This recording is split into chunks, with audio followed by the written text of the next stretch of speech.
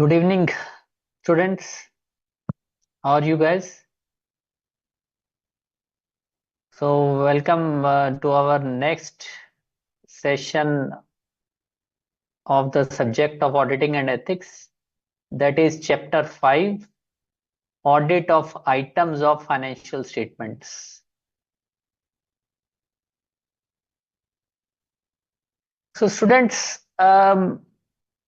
unlike previous chapters, this chapter is not based upon a particular standard on auditing. Rather it deals with auditing procedures in general. How to audit, how to verify, how to vouch items of financial statements. So items of financial statements, you understand all the elements which form part of balance sheet and profit and loss, like purchases, like sales, like trade receivables, like trade payables, like property, plant and equipment, like equity, like other current assets, inventories, different items of expenditure. So all these are items of financial statements. And now, as I have told you during previous sessions also, that what an auditor does during the course of audit is to test various assertions relating to different items appearing in financial statements. Remember, guys, this I have told you uh, while we were doing chapter 4. So, can anybody tell me the meaning and definition of assertions? Do you remember it, guys? You can send on BOS mail. Yes.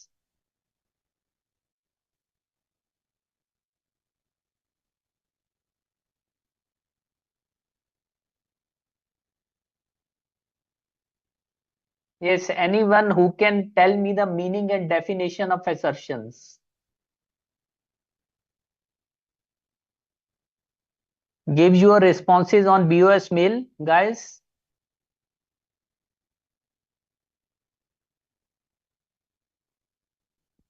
Yes, assertion is financial uh, information provided by management, whether explicit or implicit. Yes, management views of financial statements.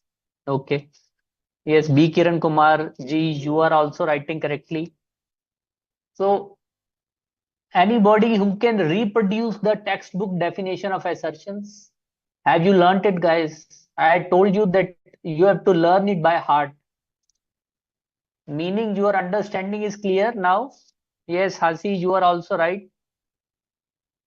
So, uh, does any one of you remember the definition of assertions?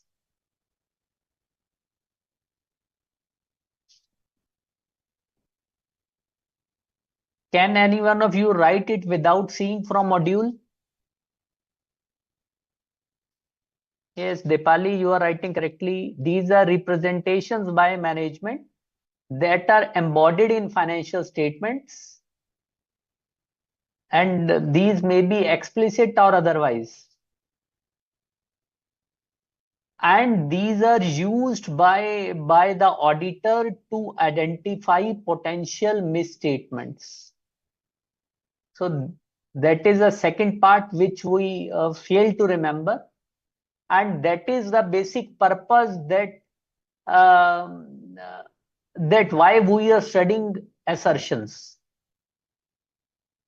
Yes, guys. So my request to all of you is, do remember definition of assertions, because many times good MCQ can be made on this definition by twisting some words. Okay. So guys, many of you may find this chapter number 5, a little bit of challenging. And the challenge before you would be not in the context of the understanding of the chapter, but how to prepare this chapter from an examination point of view. So you would understand the procedures, you would understand all the things, but how to approach this chapter from examination point of view, and this chapter has got a hefty weightage in your exams also, about I think it is around 20%. So one case study or and mix and match of 2-3 questions are a must from this chapter. Okay.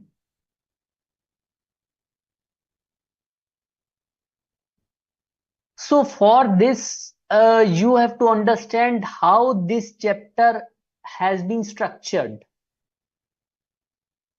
So I'll take a few minutes, guys, and this background is very necessary for you uh, to familiarize from which sources, from which areas the content of this chapter is derived from, and from which areas the content of this chapter is made of. Okay, so this is basically the source of chapter 5, guys. So it partly contains provisions of Companies Act 2013. Everywhere in the chapter there are disclosure and presentation and disclosure requirements, specific requirements of Schedule 3 of Companies Act 2013. There is a reference to accounting standards, which you have learnt in your accountancy classes, and which you are in the process of learning.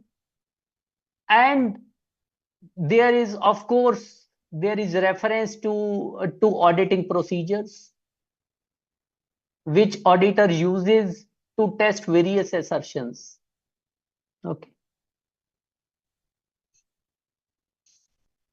So these are the 4 areas on which this chapter number 5 is based upon.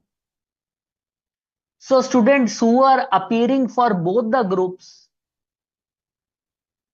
they would find some topics coming up which are familiar to them, because students who are appearing for both the groups, they are reading company law, they are also reading accounts, so they are also reading accounting standards. So reference to all this is there in this chapter. Okay, and students who have already cleared group 1, they already know the contents of these topics, of accounting standards, of Schedule 3 of Companies Act, of provisions of Companies Act.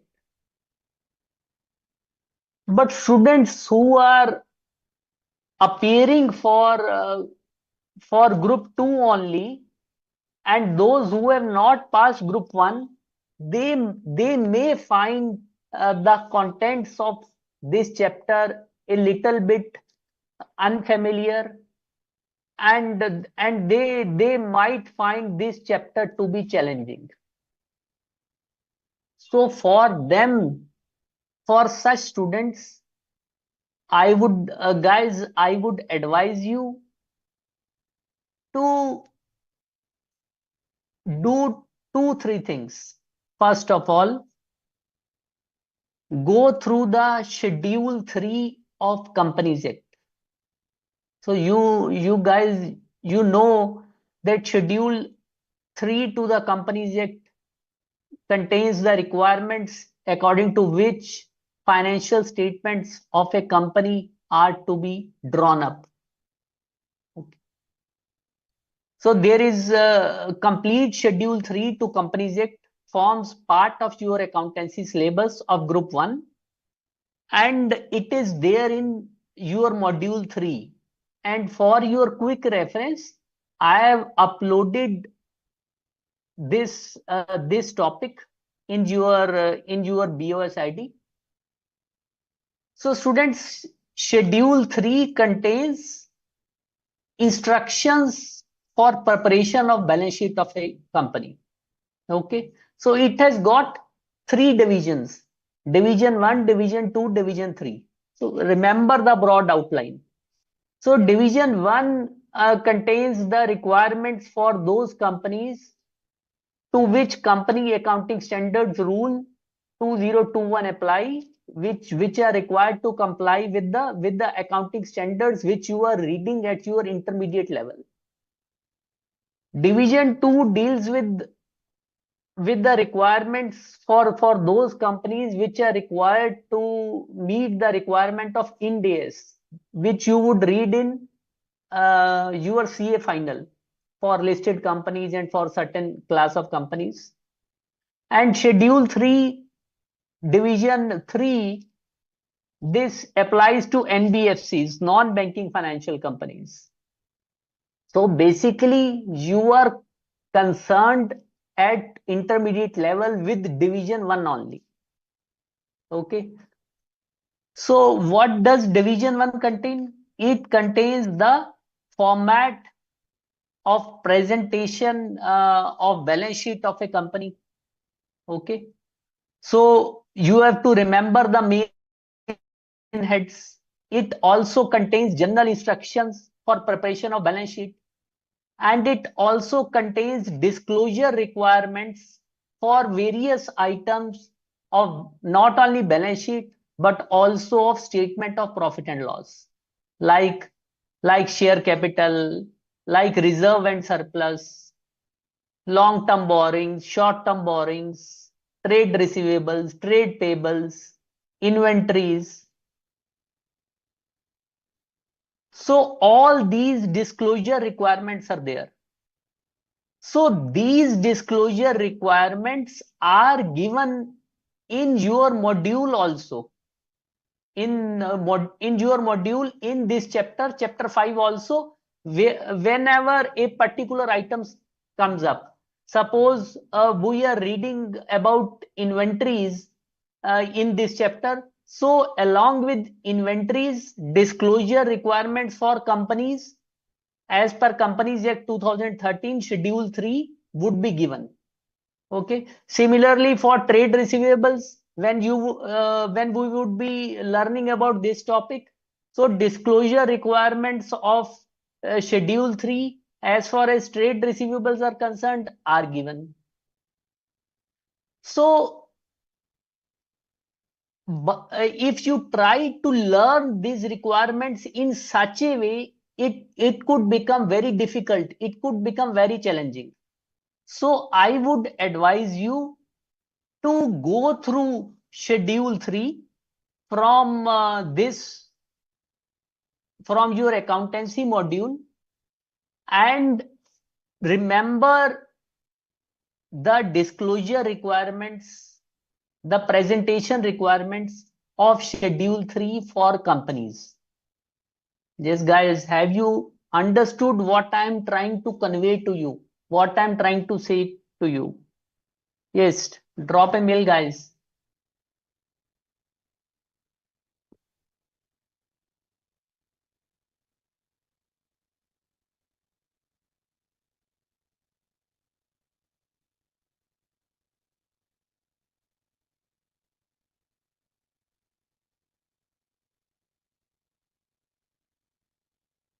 So that's good, students. So I sincerely hope that this strategy is better than remembering and learning thing in parts whenever such requirements come in your chapter 5. So if you prepare your schedule 3 well, it would not only help you in your accountancy, paper if you are appearing for both the groups, and it is going to be a win-win situation. It would help you in many ways. Okay.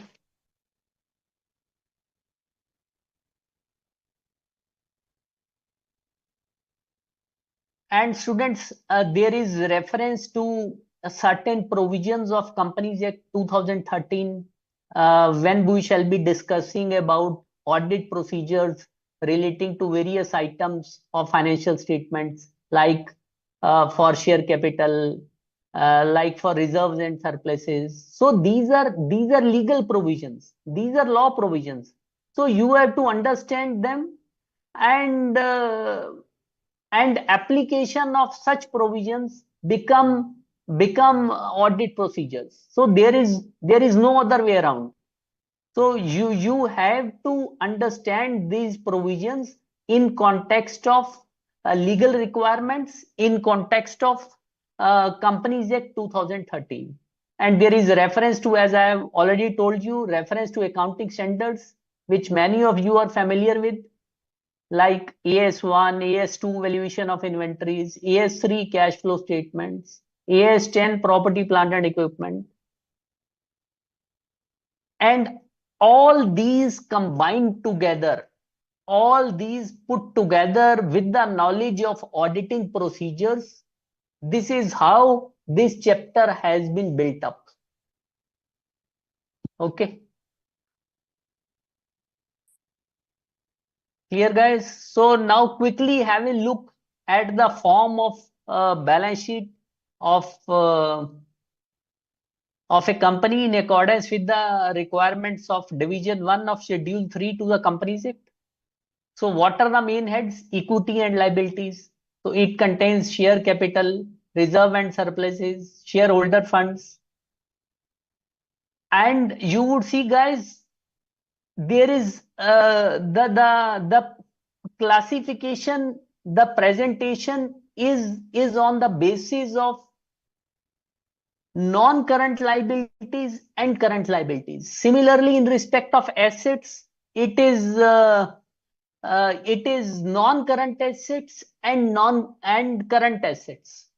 So you have to be very clear in your mind, what do we mean by non-current asset, what do we mean by current asset, and what do we mean by non-current liabilities and current liabilities. Okay.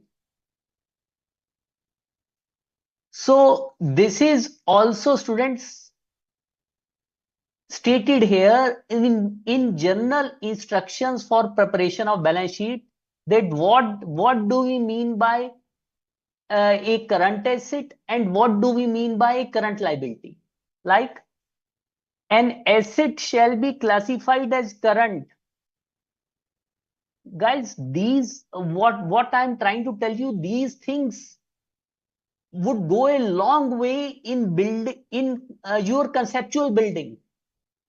So if you know the fundamentals, if you know the concepts, you can handle any situation. Okay. So an asset shall be classified as current when it satisfies any of the following criteria. Okay, these 4 criteria are given: that it is expected to be realized or is intended for sale or consumption in company's normal operating cycle. Now, what is operating cycle? Yes. Can anybody tell me what is the meaning of operating cycle?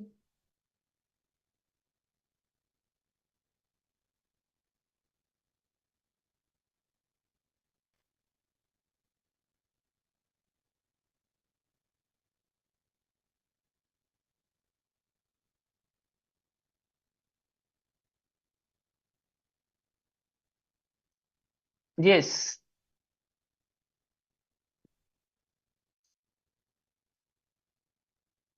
Anyone, guys? What is the meaning of operating cycle?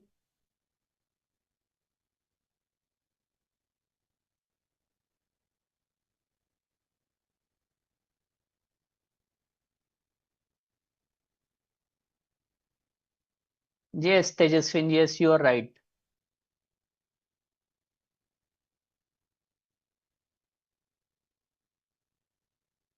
So operating cycle is the time between the acquisition of assets for further processing and their realization in cash or cash equivalents. Where the normal operating cycle cannot be identified, it is assumed to have duration of 12 months. Okay. So like a company is engaged in manufacturing activities, say from the moment it purchases its raw materials and the complete cycle when goods are manufactured and goods are sold and realization are made from debtors and the money comes in the bank account of the company. So this is called as operating cycle. So if it is possible that a company can have a longer operating cycle, but usually it is taken and assumed to have been of a duration of 12 months. Okay. So an asset shall be classified as a current when it satisfies any of the following criteria. That is, it is expected to be realized or intended for sale or consumption in company's normal operating cycle. Like if I say that a debtor is current, so it means that it is expected to be realized in the company's normal operating cycle, or it is held primarily for the purpose of being traded. Like a company may hold stocks for the purpose of trading, or it is expected to be realized within 12 months after the reporting date, or it is simply cash or cash equivalent. So similar, there are classification, there are norms, there are instructions for treating liabilities as current liabilities. Okay, like when it is expected to be settled in the company's normal operating cycle, or when it is due to be settled within 12 months after the reporting date. So all other assets and liabilities are non-current, and assets are non-current and liabilities are also non-current other than these. Okay. So while preparing for this chapter, always keep in your minds, always keep in your heads this format. Okay. So like in non-current liabilities, we have long-term borrowings, deferred tax liabilities, other long-term liabilities, long-term provisions. So current liabilities like short-term borrowings. So I'm just giving you a passing reference for all these. We shall be studying all these things in detail when we come to the relevant topics. So, and what are short-term borrowings? Yes. Can anyone tell me what is the difference between uh, a short-term borrowing and long-term borrowing, particularly in the context of banks?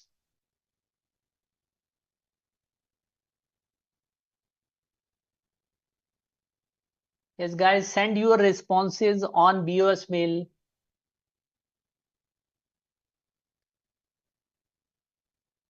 Yes, Tejaswin, short-term borrowings are usually bank overdraft. Yes, you are correct. So bank overdraft or cash credit facilities, which you again would be reading in your chapter on bank audit. Okay. So they are generally meant for meeting working capital requirements of an organization, of an entity, and these are normally sanctioned for a period of 12 months when these fall due for renewal. Yes, Kiran Kumar ji, obviously you know. Similarly, guys, we have trade payables here. So trade payables, you understand creditors. So the entity has purchased goods, or it has availed services from some suppliers. So trade payables which are outstanding on account of this. And remember guys, Schedule 3 contains separate disclosure of amount on the face of balance sheet in respect of trade payables, like total outstanding of micro enterprises and small enterprises, and total outstanding of creditors other than micro enterprises and small enterprises. Now, what is a micro and the small enterprise? So this I am telling you extra. It is not written anyway in your module.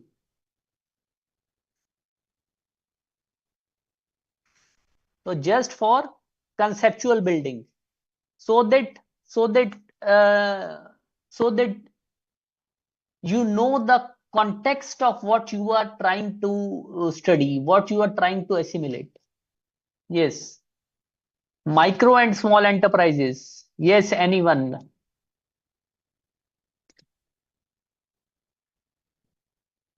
Yes, Manoj Makwana, you are writing by aging schedule. No, this is totally out of context. Yes, any one of you can tell me what is the meaning of micro and small enterprises?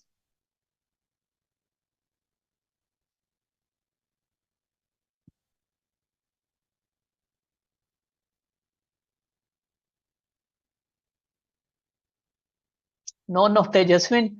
What you are writing is the definition of a small company. Yes, Kiran Kumarji, you are right.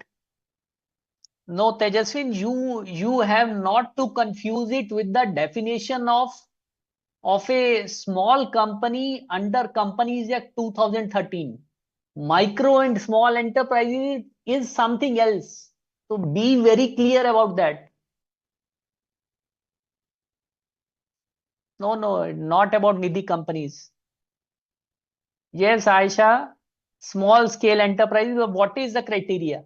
Look, guys, there is a law, there is an act of parliament.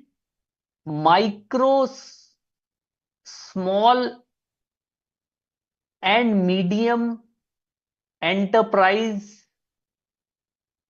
medium enterprises development act.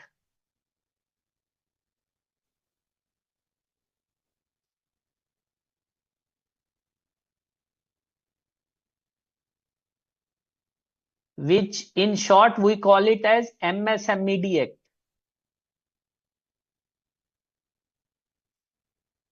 Yes, Manoj, you are now you are on the right track. So under this act, by way of notification, the definition of micro and small enterprise has been provided. Micro, small, and medium enterprises has been provided. Now, what is this definition? This definition is that any unit, if it is having investment in plant and machinery or equipment of not more than 1 crore and annual turnover of not more than 5 crores, then it is called as micro enterprises. Investment in plant and machinery,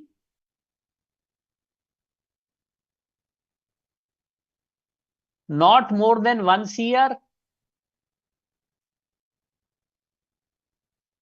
and turnover not more than 5 CR.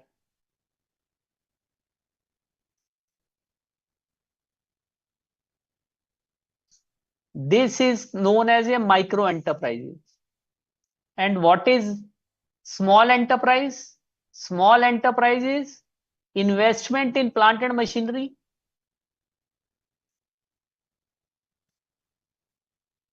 not more than 5 CR, not more than, sorry, 10 CR, and turnover not more than 50 CR.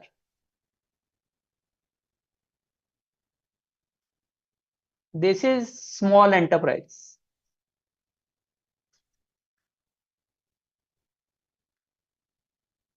And medium enterprise is investment not more than 50 crore and turnover not more than 250 crore.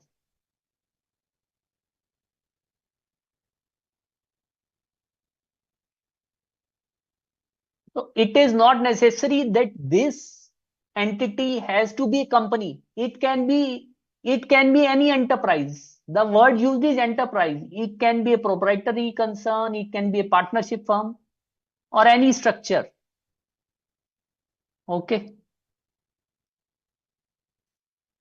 So guys, you don't have to remember these limits. These are not in your syllabus. This I am telling you just because you can understand the context of what you are studying. You just do not end up cramming up the things like you are cramming micro and small enterprise, but you do not know what is the meaning of micro and small enterprise.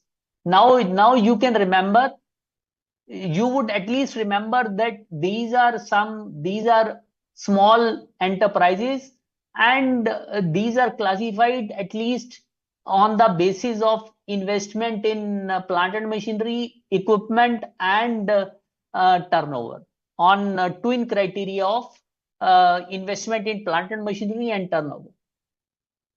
So creditors which are due to micro and small, two things only, micro and small enterprises have to be disclosed separately, and creditors to other enterprises, non-micro, non-small enterprises, these have also to be disclosed separately on the face of the balance sheet. Okay. Yes, Kiran Kumar, this is also one of the reason. And there are also compliance requirements to be made in respect of outstanding dues to micro small enterprises under Companies Act.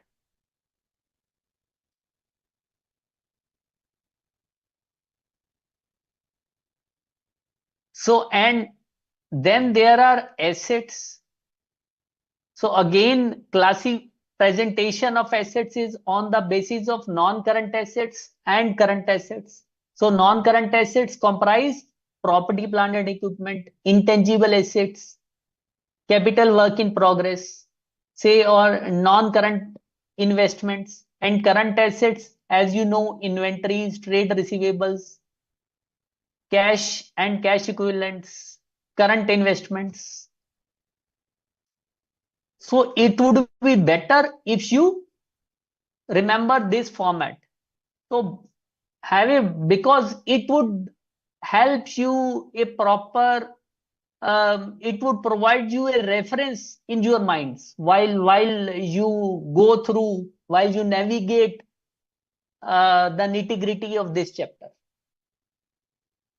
Clear, guys? Yes, guys, is that clear?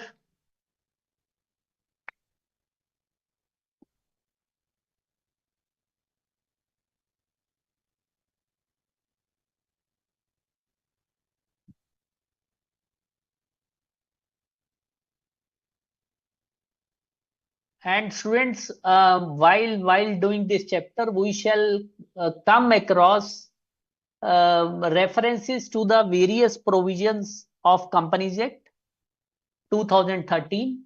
So obviously you would have to understand and learn these provisions from a law point of view, from your company law module.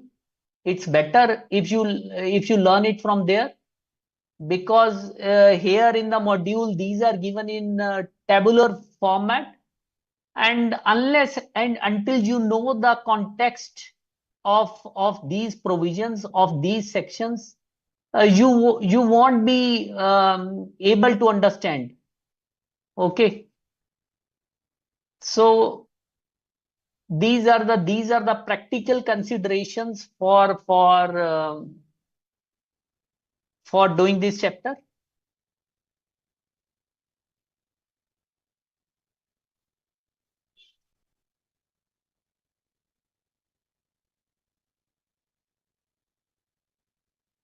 So students, we had learned during chapter 4 that there are various assertions relating to class of transactions and relating to account balances. And we had also learned assertions separately relating to presentation and disclosures.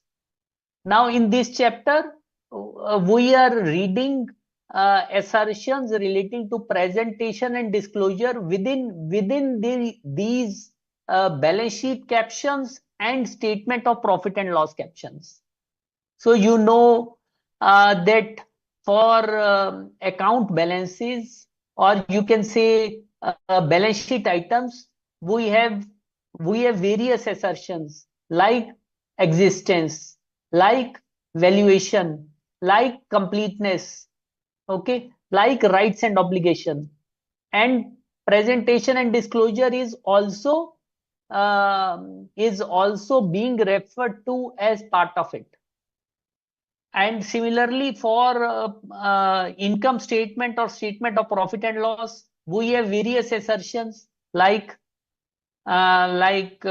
occurrence, like completeness, like cutoff, okay, and like accuracy, which is accuracy and classification, which is part of, you can say, measurement, and presentation and disclosure. Okay.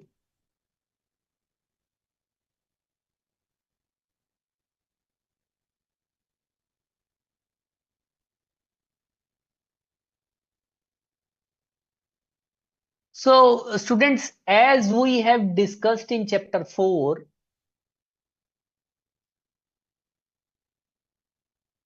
various assertions relating to income statement or relating to class of transactions, we have read about occurrence. So this table just goes on to explain to you what does occurrence mean. So you have already read it. It just goes on to explain to you in the context of one item of income and one item of expenditure, that what does occurrence mean. Okay, like it has taken the example of employee benefit expenses and sales. Okay, so what does occurrence mean? Occurrence means that transactions recognized in the financial statements have occurred and relate to the entity, that these have in fact taken place and they belong to the entity, they do not belong to someone else. Okay, suppose I give you an example. Suppose you are auditing uh, accounts of an entity, and there is also sister concern of that entity, a related party, where say partners are common, and you are auditing, say, the accounts of the financial statements of, you can assume, say, Prime Industries, and there is a sister concern in the name of Prime Enterprises.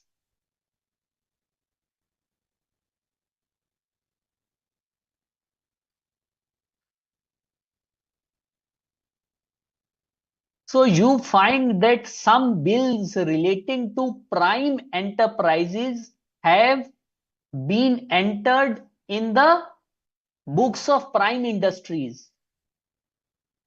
It can be just, it could be genuine mistake, it can be error. You are auditor of Prime Industries. So a question can be framed like, which assertion is being say if the auditor is trying to see that bill of prime enterprises is entered in the books of prime industries, then which assertion he is testing? So obviously he is testing occurrence assertion. He is trying to verify whether all the bills entered in the books of prime industry, they belong to prime industries. And these transactions, these expenditure transactions, or say income transactions, they have in fact taken place. Clear, guys? Meaning of occurrence is clear to you? So what happens is that we remember one part of occurrence, that the transaction has occurred. This is because this is very easy to remember, because this is directly connected with the name of this very assertion. But we fail to remember the second part, that transaction pertains to the entity. That is also very important part to remember. You have not to forget it. Yes, guys, is it clear?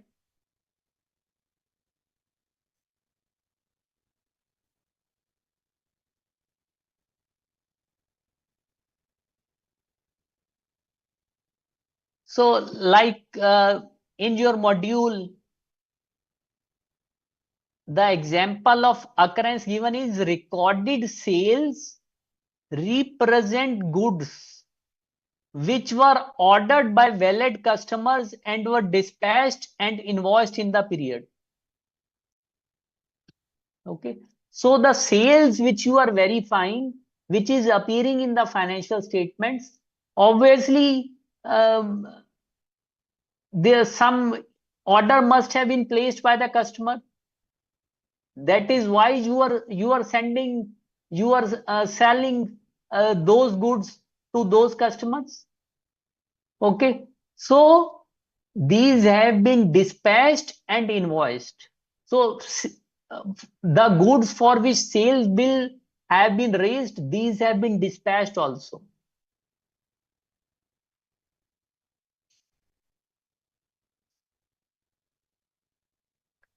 And for employee benefit expense, yes, Bhavna, when we would open Zoom chat, then you can talk to me interactively. I would explain to you. Then you can raise your query, Bhavna.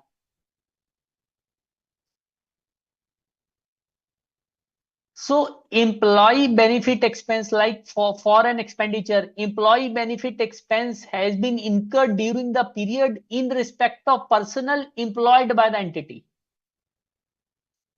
So obviously, employee benefit expense is the expense which relates to those employees, which relates to wages and salaries paid to those employees which are on the payrolls of the organization.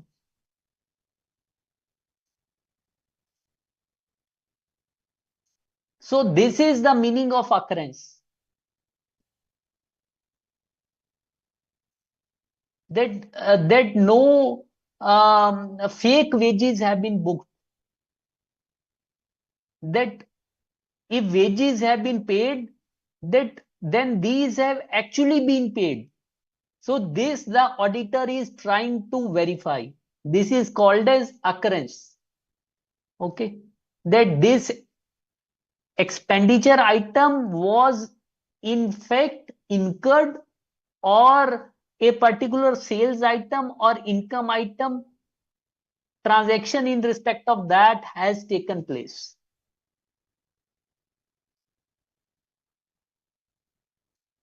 Next is completeness.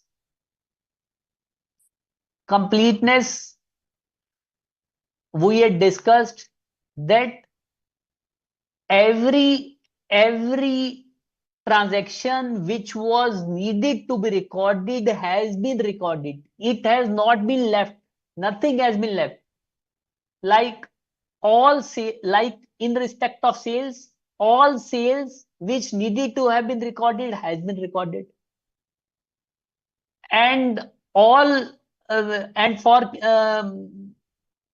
and in case of employee benefit expenses, all employee benefit expenses or wages or salaries, these have been recorded which needed to be recorded. Nothing is left out. Okay. So this is the meaning of completeness. Cutoff means that these items of expenditure or income have been booked in the relevant period. Like for sales, sales shall include the dispatch of goods made at the year end as they belong to the relevant period.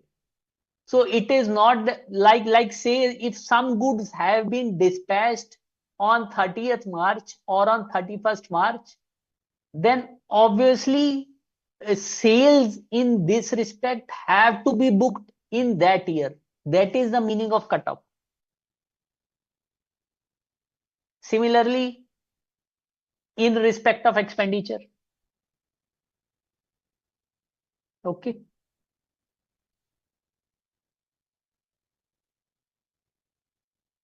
Measurement. Now, measurement means that transactions have been recorded accurately in the financial statements at the appropriate amounts at which these should have been recorded. Figures are not misstated. Like employee benefit expenses have been calculated accurately. This is the meaning of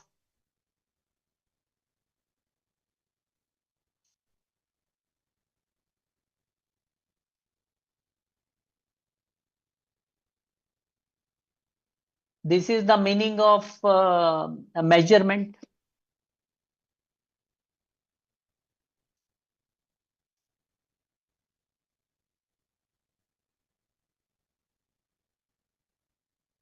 Yes, Kiran Kumar ji, you are asking, you are giving positive responses by auditor. Can we know how to narrate negative reaction of auditor information? Yes, Kiran Kumar ji, you have to understand that if auditor finds something negative, then it is also an audit evidence.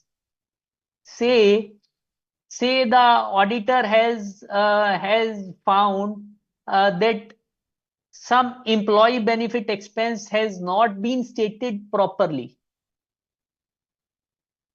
Say wages have not been stated properly. Figures have been recorded not at the appropriate amount at which these should have been recorded. So while doing so, he is testing this assertion, measurement assertion.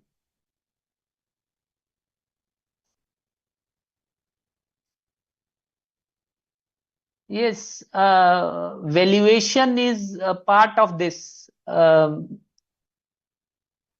Tejaswin, you can say. Okay.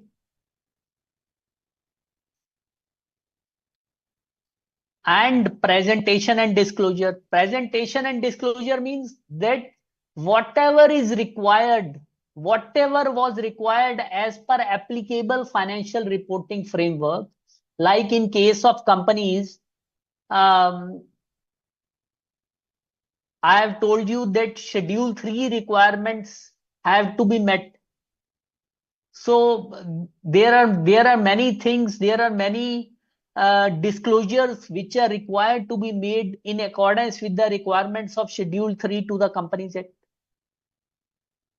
So whether these have been presented and disclosed or not. Okay. Like for example, you would read that Schedule 3 of the Companies Act requires that employee benefit expenses should be disclosed in the following manner. These figures shall be disclosed separately under the head employee benefit expenses like salary and wages, contribution to provident funds, staff welfare expenses. Now, this is the law requirement. This is the legal requirement. So when an auditor tests these points, he is verifying presentation and disclosure assertion. Okay. Similarly, in case of sales of company, revenue of a company, you would learn that revenues have to be disclosed separately in respect of sale of products and in respect of sale of services. So in schedule to the in various schedules of balance sheet, in various schedule of financial statements, you would find breakup of revenue from operations in this manner, like sale of products, sale of services, other operating revenues. So sale of products and sale of services have to be disclosed separately. Now, this is the law requirement. This is the requirement of Schedule 3. So in case of a company, it has to be disclosed in this manner. Yes, guys, is that clear?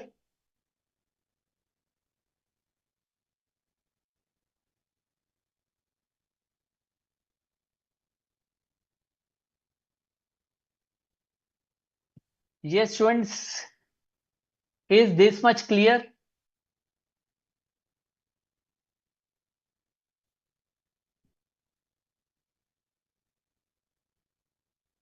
Yes, you can drop responses on BOS mail.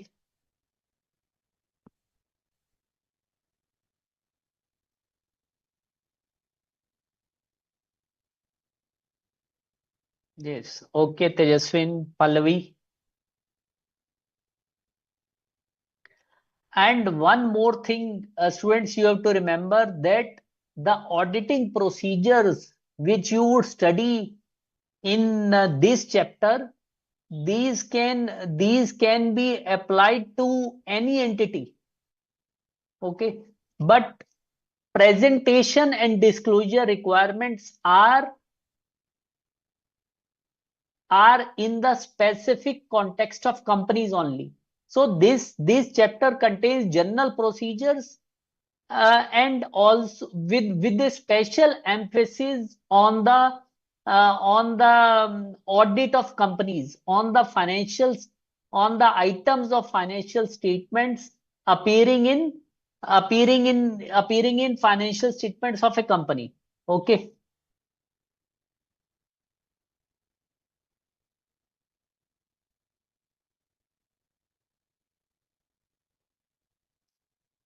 Yes, Tambeshwari, you would find it in when the relevant topic comes in chapter 5, you would find it written there that it is schedule 3. And for your understanding, try to write the correct word. It is not schedule 3 what you are writing. It is not written like this way. This is wrong. It is written as this way in Roman. So so students, you have to be particular about these things. So if you write this in paper, like Tambeshwari has done, so obviously the paper checker would know the extent of depth of your knowledge. Okay, he would understand that you have a only scratchy knowledge. Okay, that's a different issue, Tambeshwari, if it is you are not able to type it. But I think the point I am trying to make, so many of you can make genuine mistakes. So remember, guys, this is Schedule 3 to the Companies Act. 3 in Roman, Schedule 3 to the Companies Act. And as far as employee benefit expenses are concerned, Tambeshwari, this is the requirement in Schedule 3.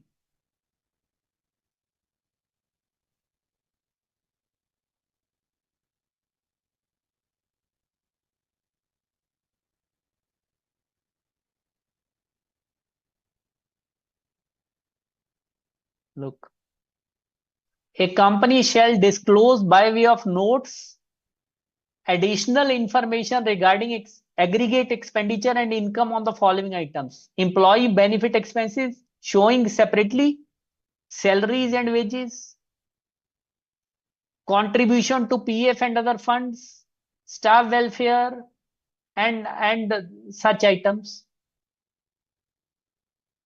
Okay, so you are asking that from where it is taken, where it is written that it is in Schedule 3. So from here it is taken.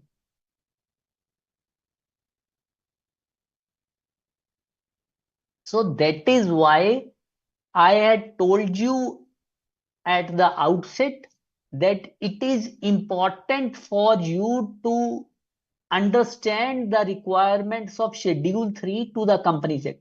So if you devote at least say 2-3 days to Schedule 3, so you would get a certain level of confidence. Your confidence level would be increased for taking up this chapter. And those for you who are appearing for both groups, this is going to help you immensely, because same topic would give you bonus marks in auditing. Yes, Tambeshwari, you are stating page number. This is page number 11 point something of your accountancy module. So I am showing you the page number. This is module 3. This is not in your auditing. These are not taken from your auditing module. You would find it, you would find the provision, these requirements, these provision stated in this chapter, but not this complete schedule. This is in your accountancy syllabus. Yes, Kiran Kumarji, that's great. You are appearing for both the groups. Then it's going to help you very much.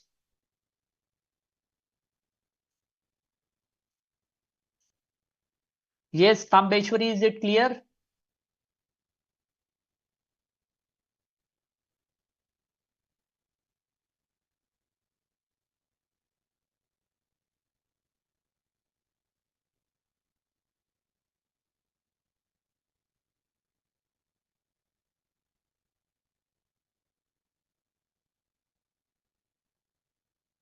And for balance sheet caption, students, there were various assertions which we had studied. Like one was existence. So the module tries to explain to you the meaning of existence or meaning of various assertions relating to account balance by giving the example of inventory balances, like inventory stocks which are there in the financial statements of an entity. So what is the meaning of existence assertion in this context? So existence,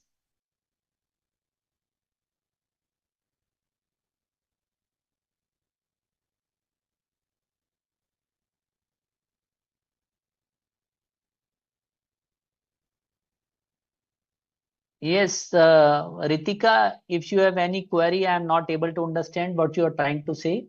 you can talk on Zoom later on. So existence means that inventory recognized in the balance sheet actually existed as at that period. Like we had seen in SA 501, remember guys, that it is the responsibility of auditor to attend physical inventory count. Auditor's duty was to verify existence and condition of inventories. So when he attends the physical inventory count, he tests that inventory in fact exists.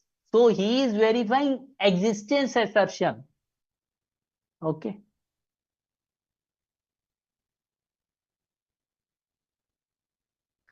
And completeness means that uh, same meaning as it was there in case of classes of transactions. In the case of statement of profit and loss, that all the account balances which needed to be recorded have in fact been recorded. Nothing has been left out. Like say in case of inventories, if some inventories are lying with a third party, but these belong to the company, these are lying with the third party in custody of third party, then these have been recorded in the financial statements of the entity. Nothing is left out. Okay.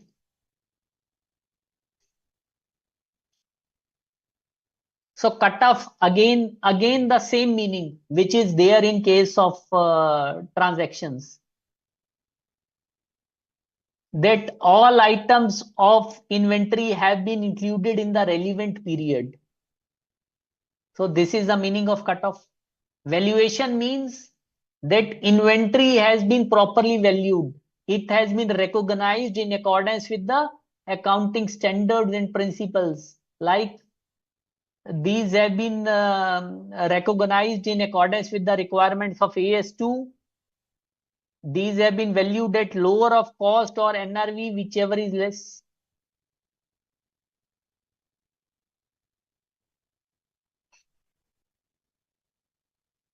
So right, another assertion in account balances is rights and obligations. That if an entity holds some assets or if the entity has some liability, then it has rights over that assets or obligations in respect of those liabilities. So if I have some asset, obviously I should have right over it. So how I should know that I have a right over it? So I would be checking, say, like in case of inventories, I would be checking purchase bills of raw material. These are in the name of the company, then the company has a right over it. Okay. Or say I am testing some immobile property. So I am testing rights and obligation assertion in respect of immobile property, then I would like to see the title deed, the registry copy, which shows to me that this entity, this company has legal ownership over it. Okay. So similar to the requirements of income items or expenditure items which are contained in statement of profit and loss, there are presentation and disclosure requirements uh, for different account balances in Schedule 3 to Companies Act. Like for inventories, these are disclosure requirements. This is how inventories are to be classified in context of balance sheet of a company.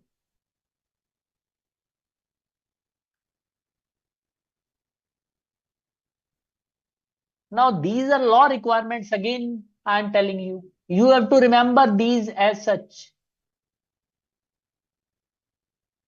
So if a question pertains to a company, then obviously you have to write these presentation and disclosure requirements. However, if the question doesn't pertain to a company, then provisions of Companies Act 2013 do not apply. Then these presentation and disclosure requirement may not apply. Okay. Like inventories have to be classified as raw materials, work in progress, finished goods. Stock in trade means goods which have been held for trading. So stores and spares, loose tools. So these and mode of valuation shall be stated. So these are all legal law requirements.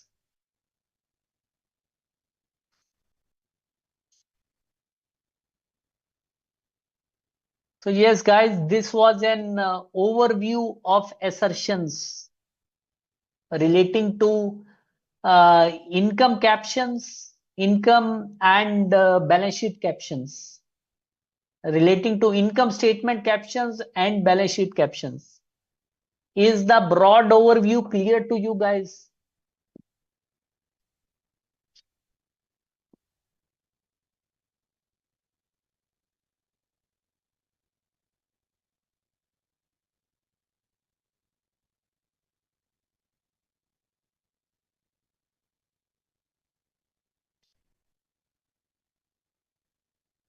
Yes.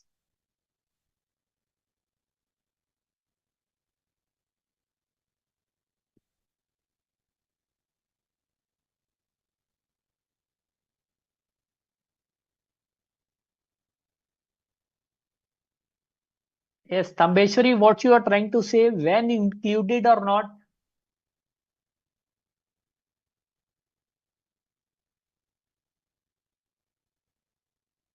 Yes, your query is not clear, Tambeshwari.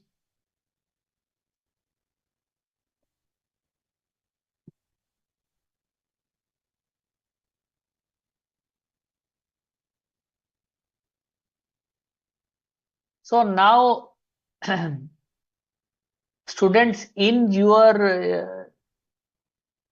this chapter, in chapter number 5, various audit procedures have been given for testing various items of profit and loss of balance sheet, and these are all general procedures, general audit procedures which the auditor should perform for testing various assertions. Okay.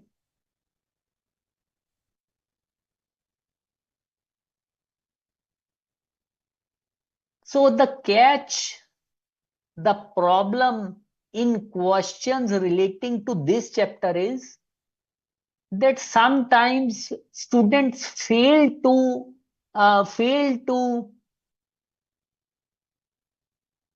understand how to deal with questions on audit procedures relating to a particular assertion. Say in the exams, the question would not be of so general type, like how would you verify the inventories appearing in the balance sheet of a company? No, it is too vague. So the question would specifically ask you, how would an auditor verify valuation assertion, say in relation to work in progress? Okay, so here you have to write only those points which are relevant for valuation of work in progress and not something else. So this is where students fumble, this is where students falter, and this is where students make mistakes, because they say, okay, inventory has come, and they would write any damn thing, but the question would be specific.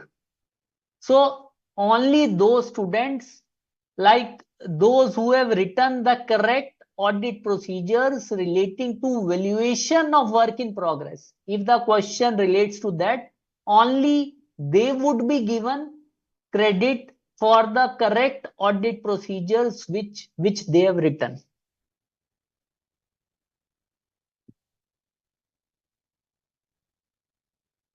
So we shall first take up inventories. Okay.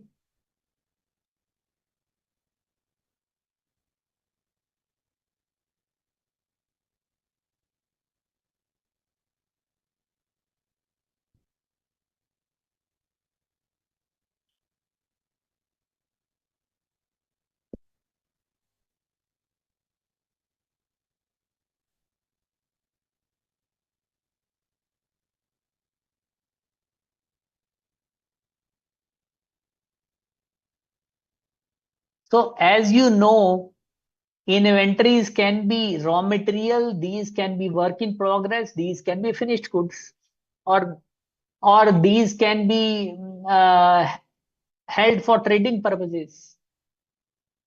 Okay. And AS2, you are also familiar with that inventories are valued at cost or net realizable value, whichever is lower. Okay.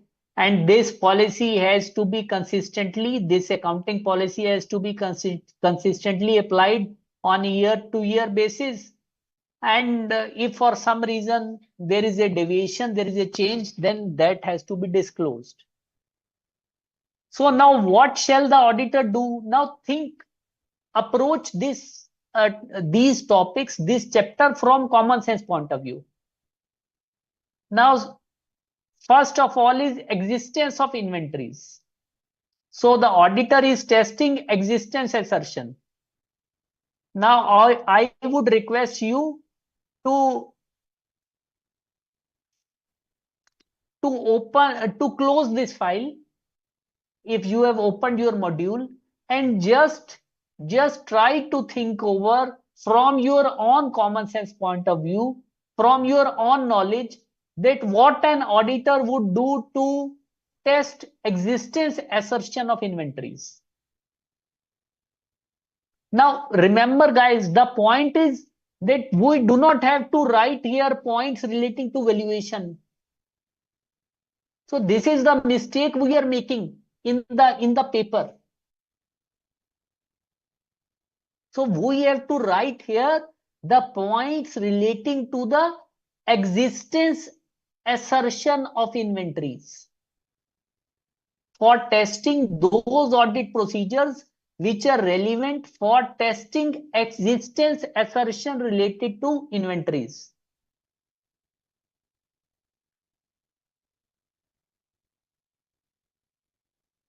Yes.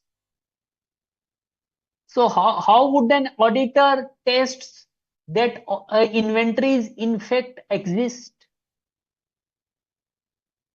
Yes, Pallavi, yes, this is the main point.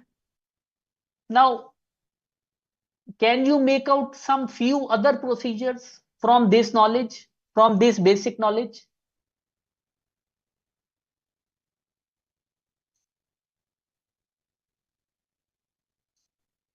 So obviously, if say this is a 4-mark question, so obviously you have to write some 5-7 procedures.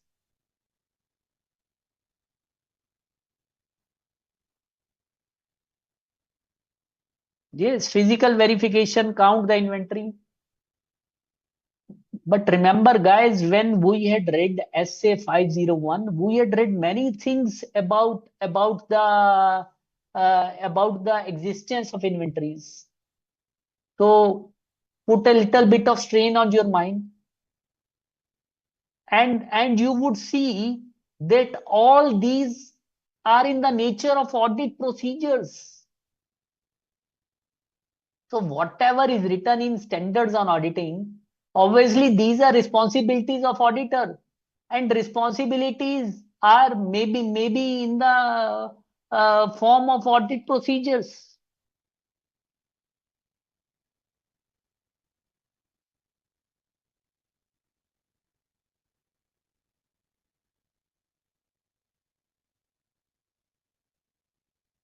Yes, Pallavi, you are writing, he can evaluate the stock report.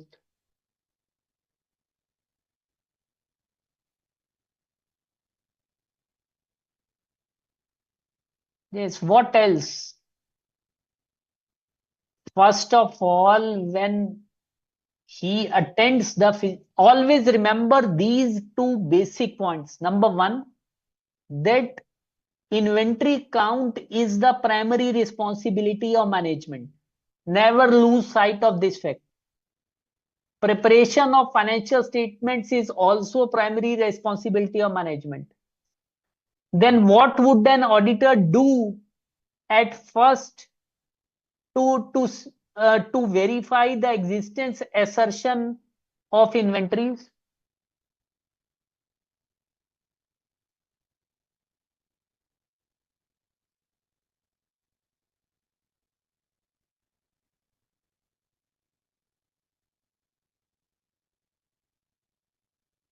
First thing, guys, is review the entity's plan for performing inventory count. So this is the basic requirement. So you are going to attend physical inventory count. So want you call for the copy of instructions which the management has given to its employees for making a physical inventory count. Isn't it reasonable?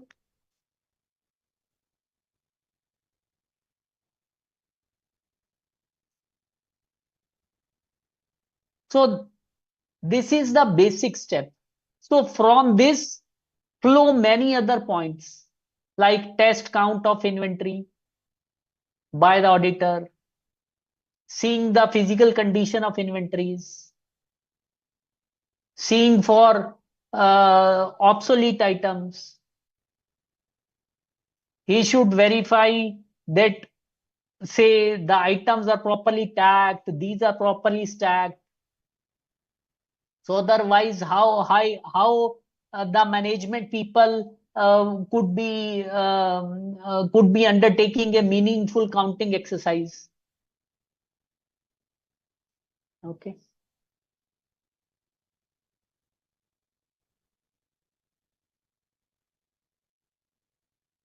And obviously he would be reconciling results of his test counts with the with the summary sheets, and he should note the discrepancies. So these are the basic points about how to approach and procedures. Clear, guys? So these are just common sense points. Ensuring exclusion of third-party stocks and damaged or obsolete stock. Like say if an entity does, apart from its own manufacturing, it also does some job work on behalf of other parties. It is, remember, say it is not sending goods for job work with third parties, but it is itself carrying out job work activities.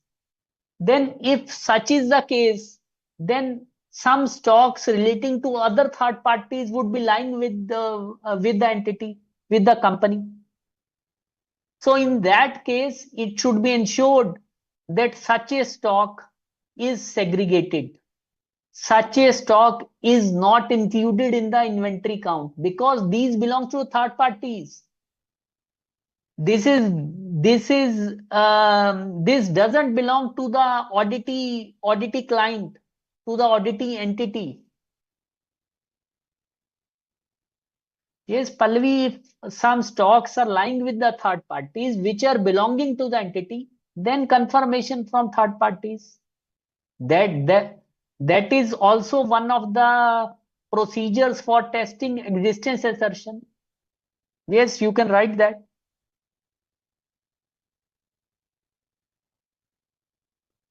So guys, in such type of questions, you have to write those points, those procedures which are relevant to the question being asked for. So checker would read every point. It it is not that you would fill the complete one page with irrelevant points and you would get the marks. No, no, this is not that way. You would get the marks only for the relevant correct points.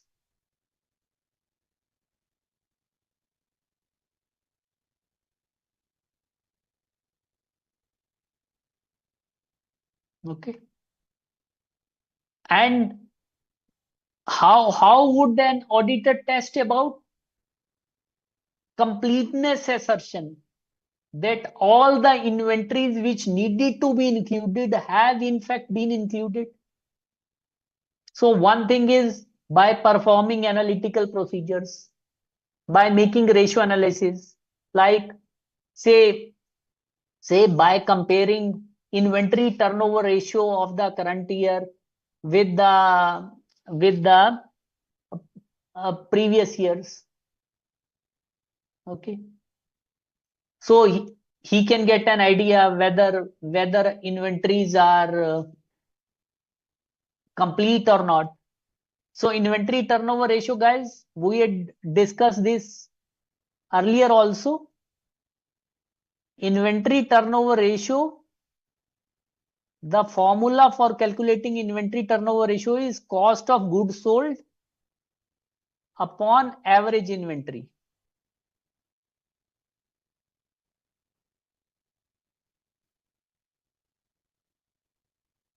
And what is average inventory?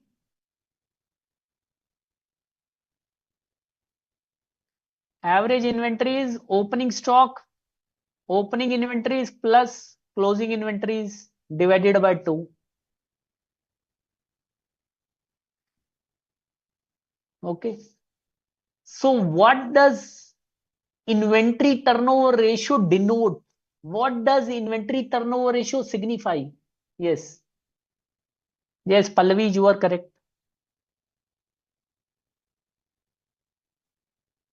Say, if for the current year under audit, 23-24, if for a company inventory turnover ratio is like this, cost of goods sold is 50 lakh, say average inventory is 5 lakhs. So inventory ratio comes to 10. And say for 22-23,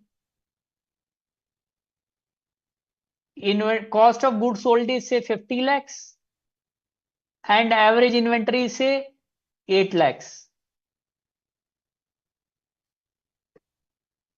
So inventory turnover ratio comes to 6.25.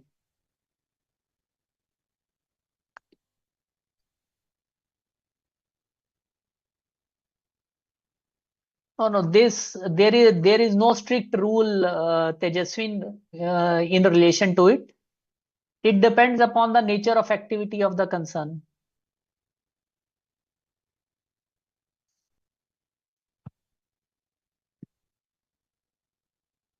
So by making such a comparison, what sense do we make?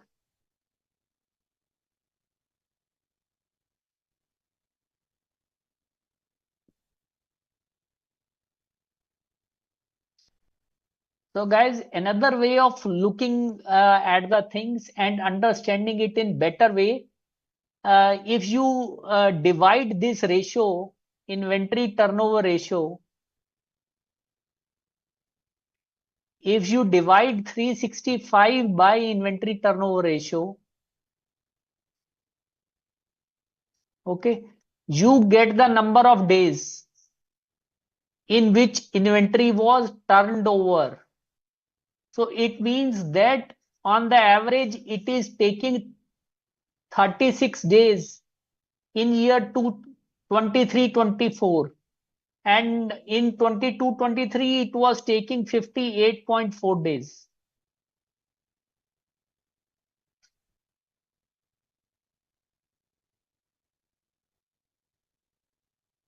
So this shows that how fast the company sales are taking place.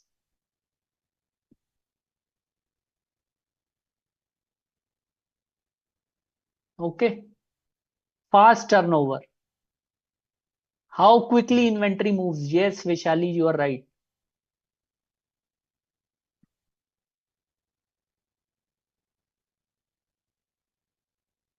Compare budgetary expectations with actual. So what was the targeted figures at the year end and what are the actual figures? So if there is variation, then audit, if there is abnormal variation, then auditor can analyze such variations. He can see what are the reasons behind it.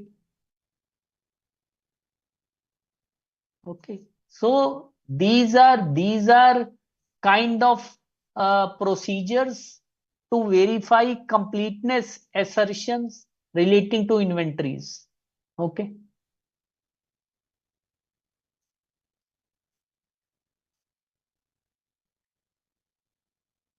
It is not that, guys, that you have to cram every procedure written here. So you have to get sense.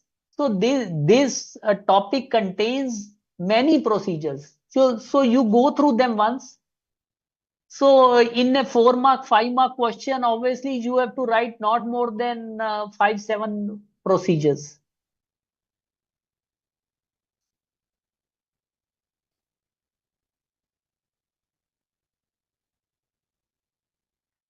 Yes, yes, Kiran Kumarji, you are correct.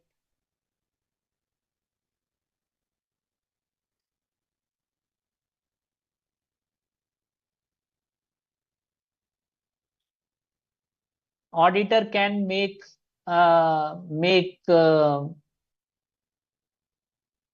perform other procedures to arrive at the inventories as on balance sheet date if he verifies inventories on a date other than the date of financial statements.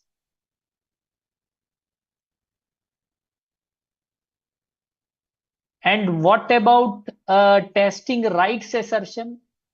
So in respect of assets, always understand there are rights. So obviously, if I want to test whether the company has rights over inventories, so I would be going to the source documents. I would be verifying the purchase bills in respect of raw materials, or purchase bills in respect of traded goods, or purchase bills in respect of consumables, which are used in the process of production.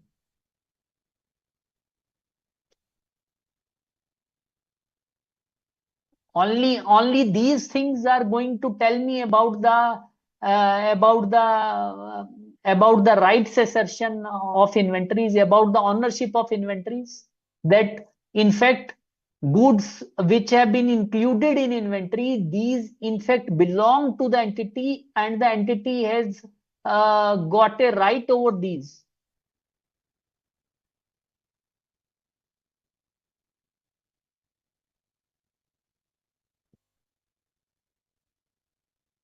Yes, guys, clear. So, and then, yes, Kiran Kumarji, e-way bills also. Yes, any relevant point you can write. Inventories have been valued appropriately and as per generally accepted accounting policies and practices. So obviously, valuation is also an important aspect for the auditor to verify. Valuation assertion is an important assertion. So how the auditor would verify valuation for raw material and consumables?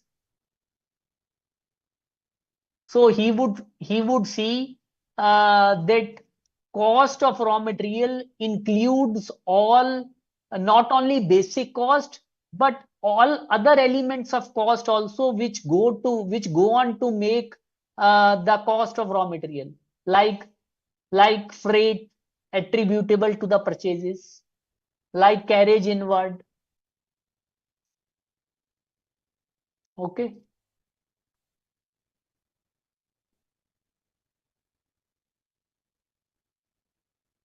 So this is the one point he would be verifying. This is the one procedure he would be applying, he would be performing for testing valuation assertion in respect of raw material and consumables.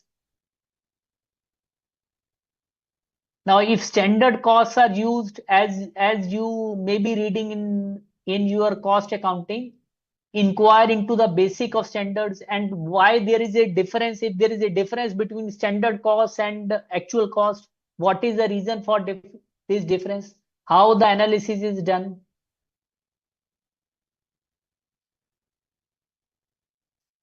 And if there are any damaged or obsolete items, then obviously these should be valued at their net realizable value if it is lower than the cost. Okay, it may so happen that the entity may be having some obsolete or damaged raw material inventories. Okay, so there may be and their actual value may be less than the cost. So then these have to be valued at their net realizable value.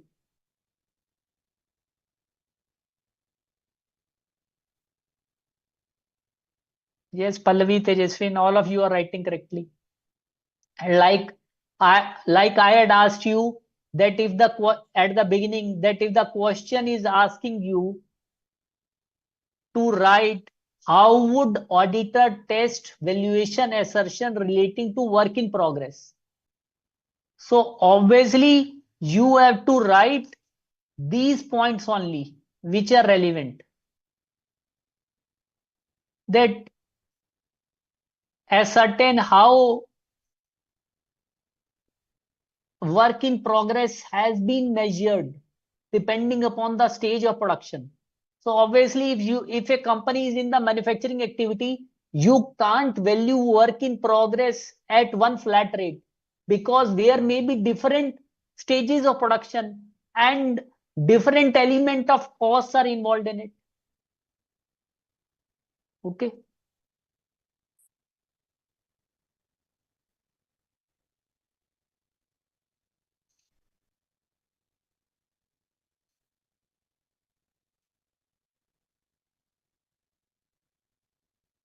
Now, Pallavi, that is done in accordance with the cost management practices and ascertain what elements of cost are included. So again the extension of the same point. Now, in initial stage of a manufacturing process, only basic cost and some direct expense cost would be included. Whereas in subsequent stages of manufacturing, obviously direct expense cost would increase because labor would increase, say power would increase.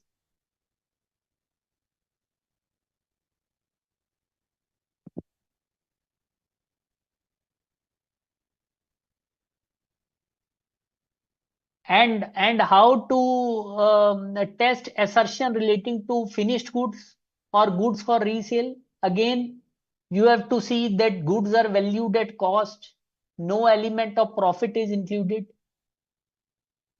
and if some inventories are obsolete, again these are repetitive points coming again and again.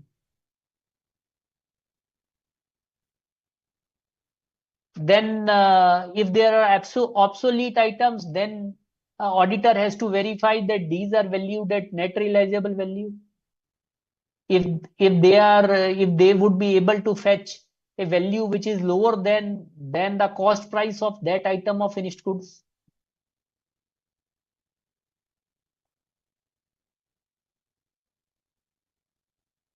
So these are some of the general audit procedures for testing various assertions relating to inventories.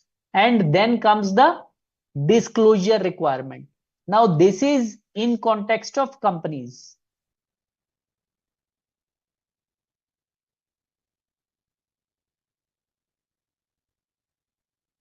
in accordance with Schedule 3 to the Companies Act.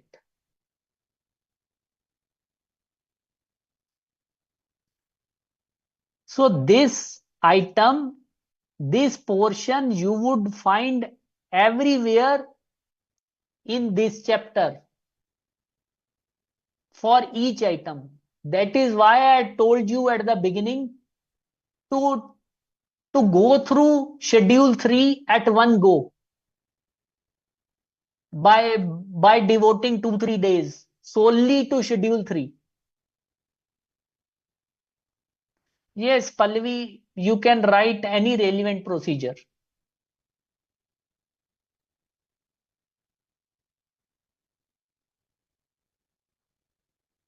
So what are the disclosure requirements of Schedule 3 as far as inventories are concerned? So these are that inventory has to be classified as raw material, WIP, finished goods, stock in trade, goods required for trading, stores and spares, loose tools, other. Whether goods in transit have been disclosed separately under each subhead of inventories. If there are goods in transit, then these have to be disclosed separately for each subhead, and mode of valuation shall also be stated. So these are law requirements of Schedule 3 to the Companies Act 2013.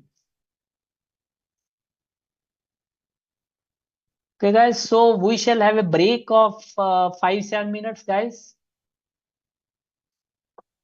Yes, Ashok ji, break. Okay.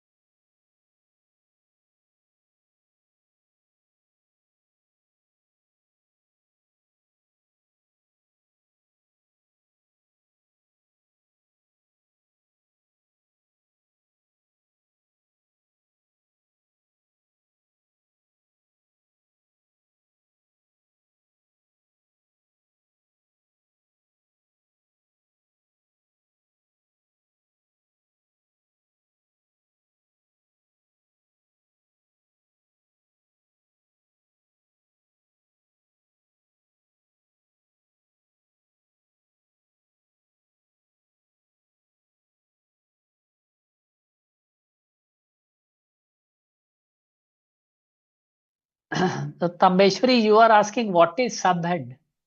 Subhead, you are asking in the context of classification of inventories. So raw material is a subhead. Work in progress is a subhead. Main head is inventories. So disclosure requirement is asking to state goods in transit in respect of each of subheads. Okay. If there are goods in transit, whether these belong to raw material or these belong to finished goods. Yes, Tambeshwari, is it clear? So now we shall come to trade receivables. Now, how an auditor tests various assertions pertaining to trade receivables. And students, I'll give you one more tip. So for attempting these questions, say one common point can be in relation to internal control.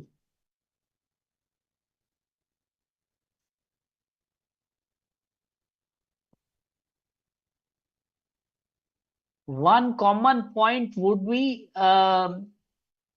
in relation to internal control.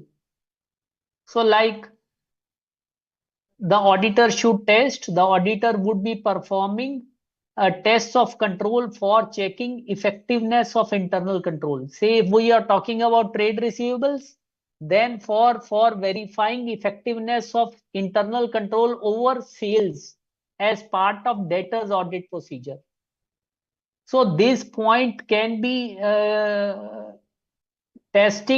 performing tests of controls over internal control procedures. It can be fitted anywhere, like it can be fitted in inventories also. Okay, clear guys? So these are small tips, students, which would help you in your exams. Yes, Tejaswin, you are stating goods in transit will be specifically in branch account when the branch office sends goods to branch. So uh, it depends upon Tejaswin, which balance sheet, which financial statements we are talking about. Say if we are talking about the company as a whole, then obviously branch accounts are going to be assimilated within the company accounts.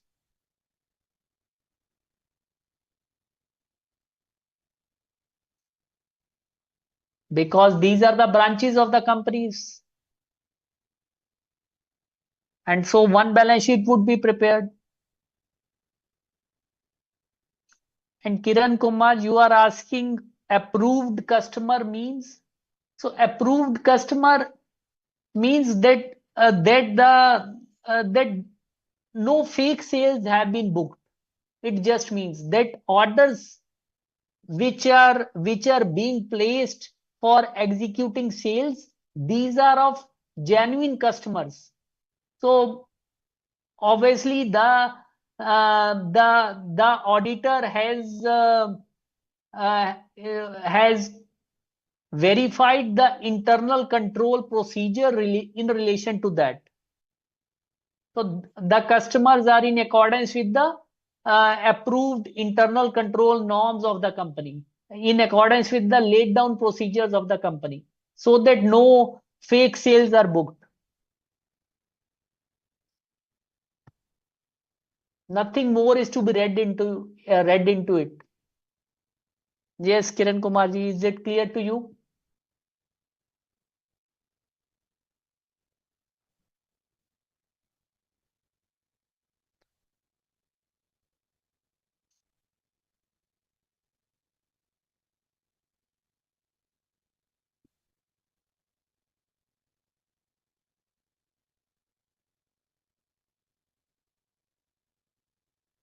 So what would an auditor be verifying in relation to internal control procedures?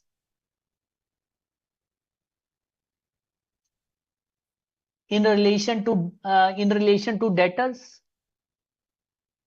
that only bona fide sales lead to trade receivables. It simply means that sales is genuine, that sale has in fact occurred. All such sales are made to approved customers. I have already explained. All such sales are properly recorded in books of accounts. So again, guys, once recorded debtors can be settled on receipt of cash or through banking transaction. Segregation of duties at every point in sales transaction, like the person who is making entry is not responsible for collection of outstanding debts, because these can lead to frauds.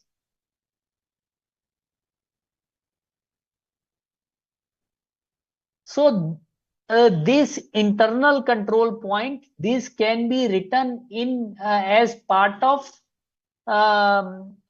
audit procedures for verifying many items. Suppose if you are short of points in your examination conditions, so you can insert one point relating to internal control. Bhavna, bona fide means genuine. Simple, just simple plain English. Bona fide means genuine.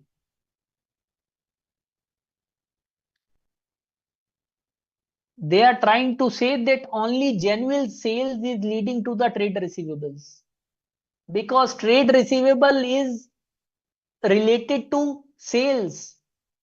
So when sales have taken place, only then trade receivables are created. So if sales are not genuine, it means that trade receivables are also fake.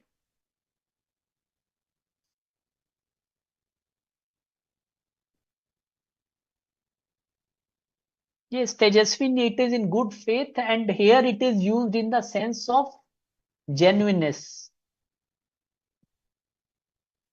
So how would you verify, guys, existence assertion pertaining to trade receivables? How would an auditor verify existence assertion in relation to trade receivables? Now make out a few audit procedures without seeing the module.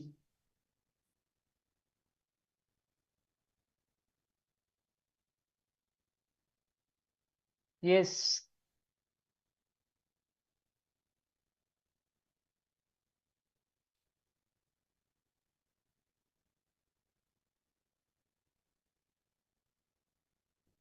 Yes, Pallavi Jha through sales invoice. What else? The questions in this chapter would ask you to write audit procedures. So audit procedures means steps, things which have to be performed by the auditor.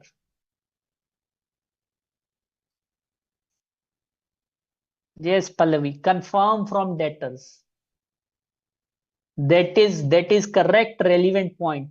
This is the most important point in relation to verifying existence assertion pertaining to trade receivables.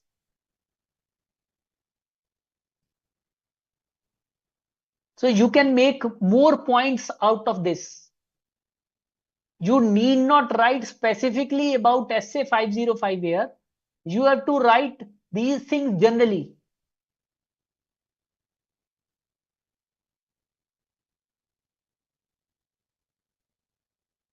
Yes, Tejaswin, correct. What else?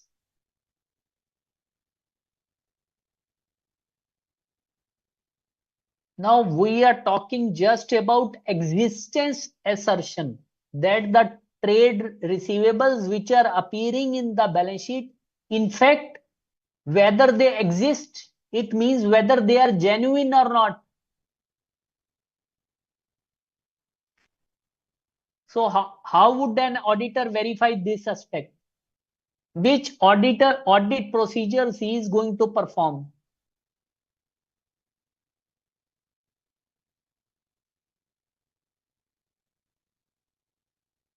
Yes, checking of sales invoice, that's also correct. Because if sales are genuine, then trade receivables should also be genuine.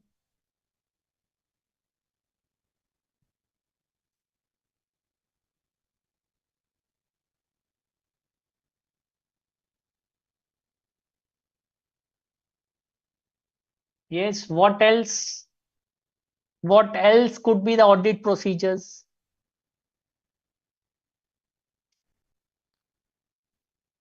Banking transaction in relation to cash sales. Tejaswin, banking transaction in relation to sales. Obviously, you are trying to say that.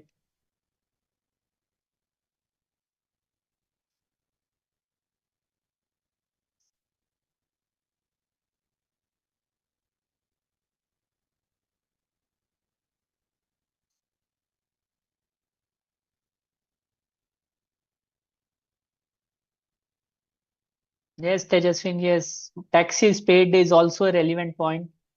So to establish existence of trade receivables, check whether controls are in place.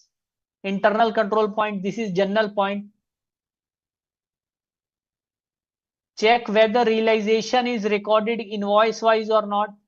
If not, check that the money is received from debtor is adjusted chronologically invoice wise, or if realization is made on account means somebody is making round payments. Okay, like you have raised some bills 5 lakhs, 7 lakhs, 3 lakhs, and the debtor is sending one payment of 10 lakhs, another payment of 2 lakhs. Okay, so this is not something unusual. In businesses, such type of transactions do occur. It is not necessary to make invoice to invoice payment. Direct confirmation procedures, receipt from debtor, Sanya, yes, that is also correct. Direct confirmation procedures.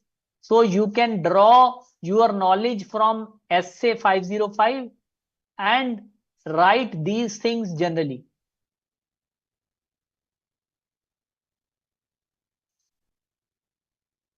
Okay. So like asking the trade receivable to confirm the amounts at the end of reporting period, and trade receivables may be requested to confirm the balances either as at the date of balance sheet or as at any other date which is reasonably close to the date of balance sheet. The date should be decided in consultation with the company. And again, this is drawn from SA 505. That form of requesting confirmation from trade receivables may be either the where the auditor writes the balance, that whether you agree or disagree with it, or he designs the confirmation request in such a way that no balance is written. He asks the trade receivable, the customer, to provide the balance as appearing in his books of accounts. Okay.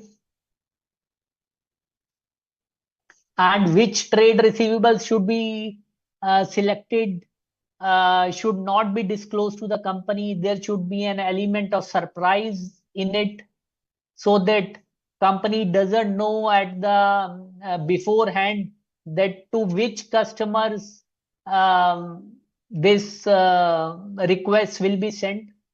Although the company would be knowing when such requests are sent, because these are sent in consultation with the company, but these should not be knowledge of these should not be made available to the company beforehand at the outset.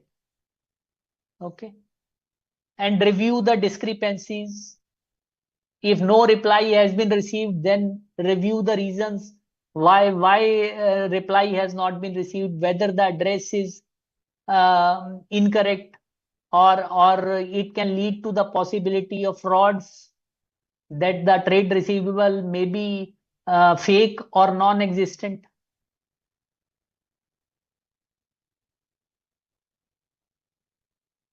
Okay. So such kind of procedures, again, heavily based upon what you have read in SA 505.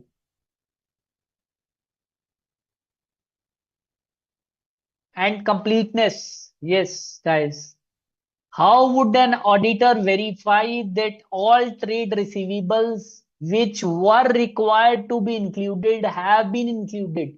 It means that no trade receivable is left out from the head of trade receivables. That trade receivables are complete is complete. No balance has been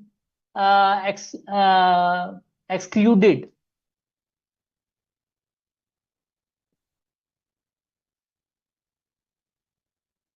Yes, Tejaswin, but while writing audit procedures in relation to a particular assertion, definitely you want write this point relating to modification of opinion. Okay. Obviously, it can lead to, yes, what you are writing is absolutely correct.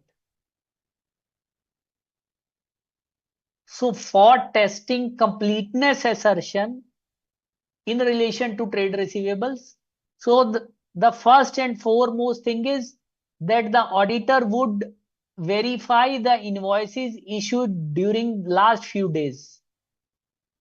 So like here it is written last 5 days. Now there is no hard and fast rule of last 5 days. So it may be say last 1 week, last 10 days, or last few days. Okay. So the auditor would be seeing that uh, in respect of those invoices, in respect of those transactions for which have taken place at the end of year, whether the sales have been booked and consequently debtors have been included. Okay.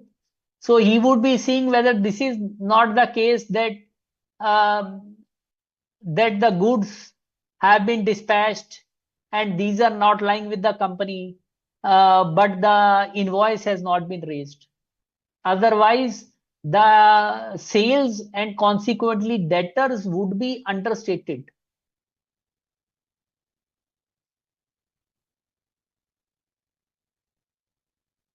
Say if the goods have been dispatched, okay, but invoice has not been raised. So it would be leading to understating of sales and consequently debtors. Although it is not possible these days because uh, with the advent of GST, the goods, when you dispatch the goods from factory, these have to be accompanied by invoice if these are sales.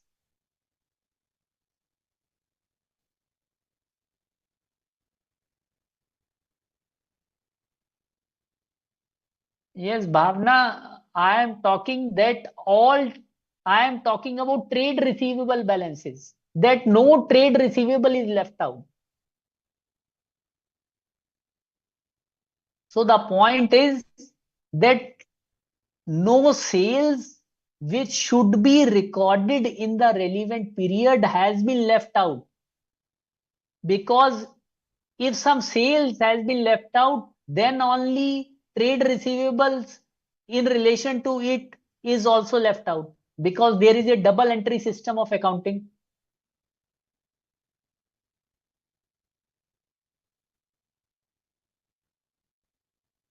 Yes, yes, Tejaswin, you are right. Dispatch means Tambeshwari moving the goods out of from the premises of the company. So when you sell the goods physically move out of the premises of the company or out of the premises of the entity.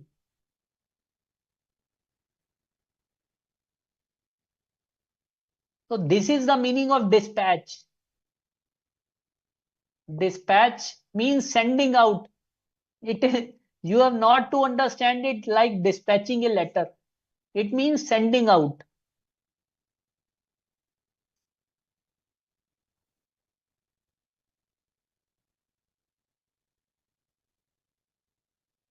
So ensure that all goods dispatched prior to the year end have been invoiced and included in debtors on a test check basis. So this is the point which I am trying to make, that there should be no goods which have in fact been sent out, have in fact been dispatched, but no corresponding invoice has been raised. So what would happen in such a situation? In such a situation, sales would be understated and debtors would be understated.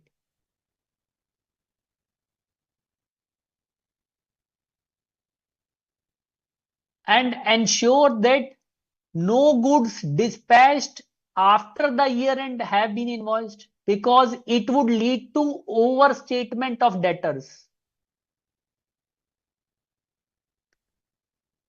Overstatement of sales and debtors. Say if some goods have been dispatched after the year end, so these would be booked as sales in next year, and debtors should also be recognized in next year.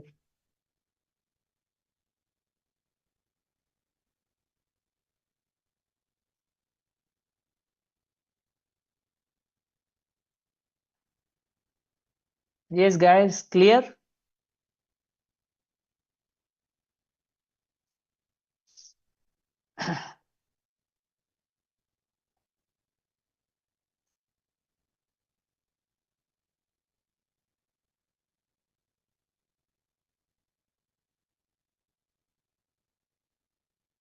And what you can do is, another thing you can do is match invoices to shipping dispatch log. So what is this shipping dispatch log? It is just dispatch register. You can say dispatch record. Shipping means send the goods out. So this term is used, shipping is used uh, commonly these days for for a situation when goods are sent out. Like you have read in GST also, bill to ship to. Probably you have read it.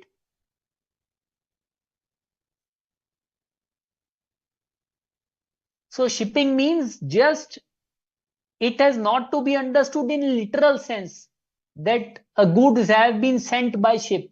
It is not that meaning. It just simply means dispatching.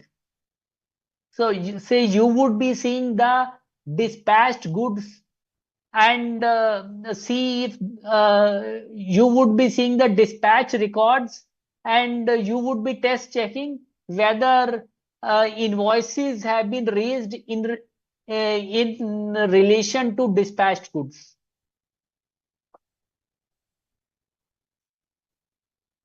Okay.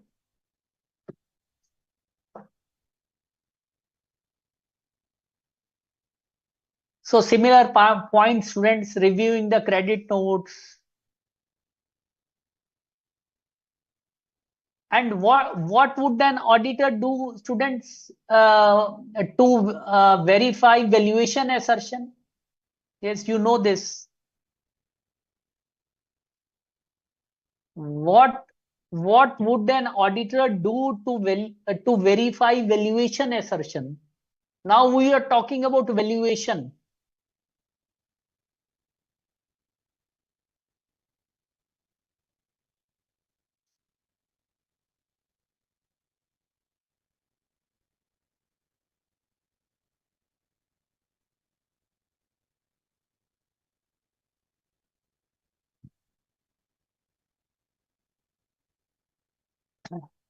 Yes, what does valuation mean in context of trade receivables?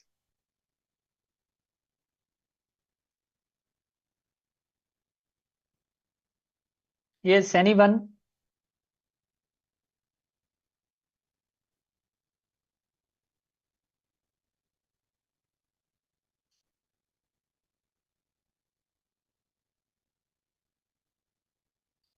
No, no, Pallavi, you are stating he should verify cash and credit transaction. No, I am talking about valuation.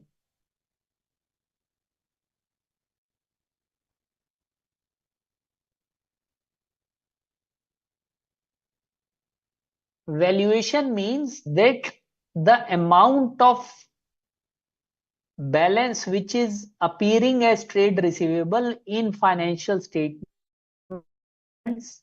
is appropriately valued, that it has to be disclosed at the same amount in the financial statements as it is required to be disclosed in accordance with the applicable accounting principles.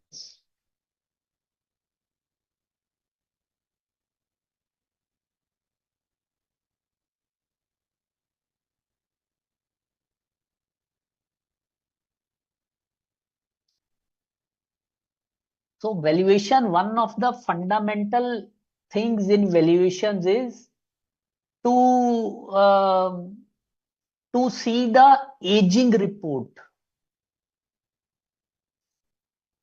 and to see how long the balance is outstanding, whether any provisions for doubtful debts or bad debts are necessary. Yes, Tejaswin, you are right.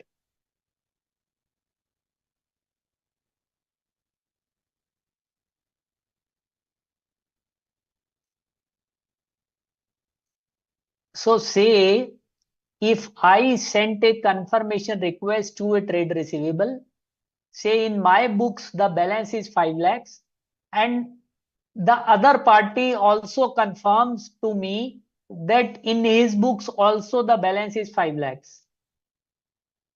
Now by doing so, existence of this trade receivable is confirmed. But is valuation in my financial statements, in my books of accounts, is it confirmed by this act? Say if the trade receivable is outstanding since long, then wouldn't I need to make a provision for doubtful debts? It is none of my business whether what other party is doing.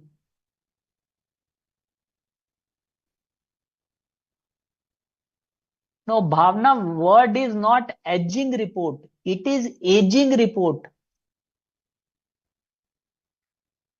Aging report. Aging means you have to classify the debtors age wise, like how much trade receivables are outstanding, say for more than 3 years, between 2 to 3 years. This is known as aging report. So aging is now mandatory in accordance with the amended requirements of Schedule 3 of the Companies Act since last 2 3 years. And now aging of trade receivables and trade payables is to be disclosed in the financial statements itself.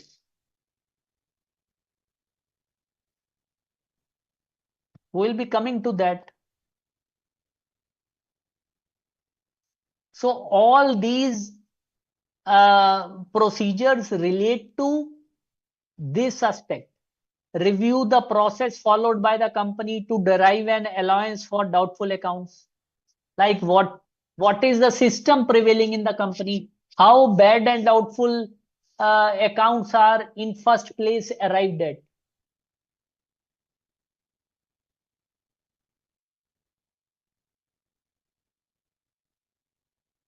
Obtain the aging report of accounts. Obtain the list of debtors under litigation. So if some debtors are disputed, okay, some court case is going on, then obviously depending upon the circumstances of the case, depending upon the legal complexities, it would be required to see whether these debtors are good or doubtful. or what is the whether provision requirement is there or not. Scrutinize those debtors which appear doubtful and discuss with management reasons as to why these debtors are not included in the provision for bad debts. Have a management's version and find out the reason.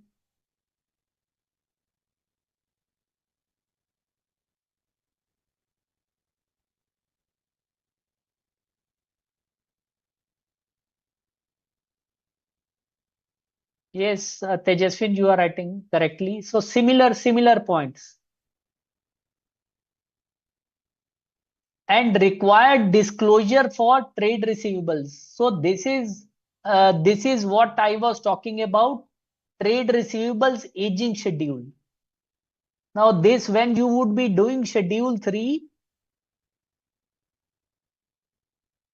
you would learn this, that this schedule is there,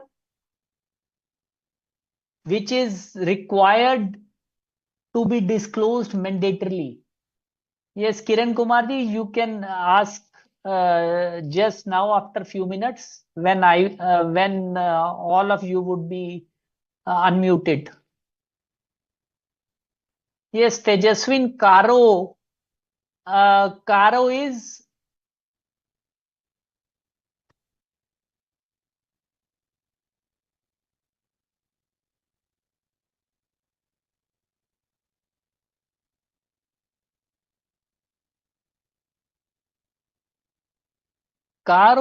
company's auditor's report order. You would be studying about it in your chapter on audit report. So when we would be coming to chapter 8, there is a complete order reporting requirements. There are various aspects on which auditor has to report.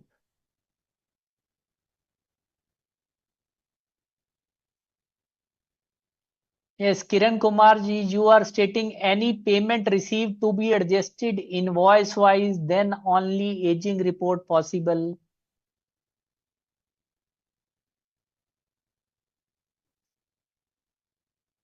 Yes, then only aging report correctness ensured. Yes. Obviously, if somebody is not maintaining, if somebody is not receiving payment on invoice wise basis, then payment which is received, then it has to be accounted on the basis of invoice that was issued first. So obviously management would be preparing aging report on that basis.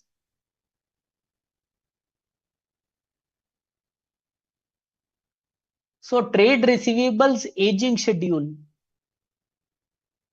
No, Tejaswin, you do not have to learn about Ind AS 24. It is not in your syllabus. It is just a passing reference. So this is the mandatory requirement of trade receivable aging schedule. Less than 6 months, 6 months to 1 year, 1 to 2 years, 2 to 3 years, and more than 3 years total. And this has to be disclosed. Undisputed trade receivables considered good. Undisputed trade receivables considered doubtful. Disputed trade receivables, say in respect of which some litigation is going on, considered good. And disputed trade receivables considered doubtful. And the breakup has to be given in this manner. This is part of the financial statements of a company. Okay. And trade receivables shall also be subclassified as, so total figure of trade receivables in the financial statements of a company has also to be subclassified as secured, considered good, and unsecured, against which there is no security, considered good and doubtful. Okay. And allowance for bad and doubtful debts has also to be provided separately. And related party transactions, firms or private companies in which any director is a partner or a member shall also be separately stated. So these are schedule 3 requirements which have to be disclosed in mandatorily in accordance with legal provisions. Yes, guys. Yes, Ashok ji. Hello, Ashok. हाँ हाँ unmute कर दीजिए. Yes, students, you can ask on Zoom.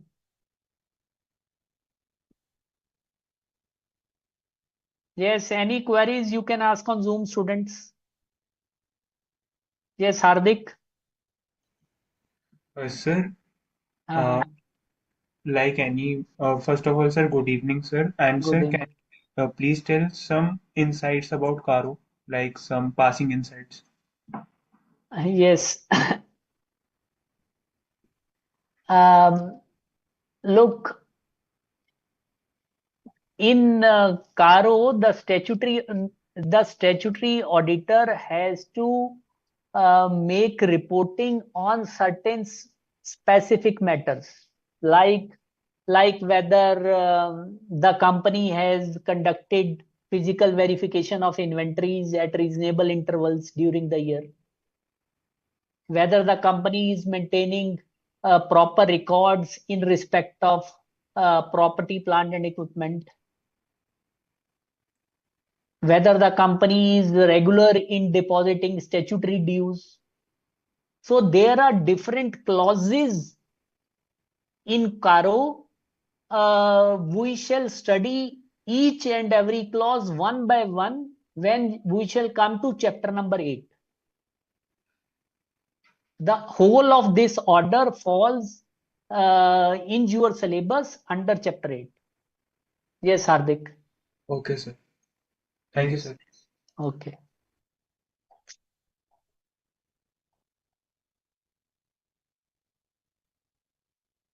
Yes, anybody else? Good evening, sir. Yes, Tambeshwari. I'm sorry, sir.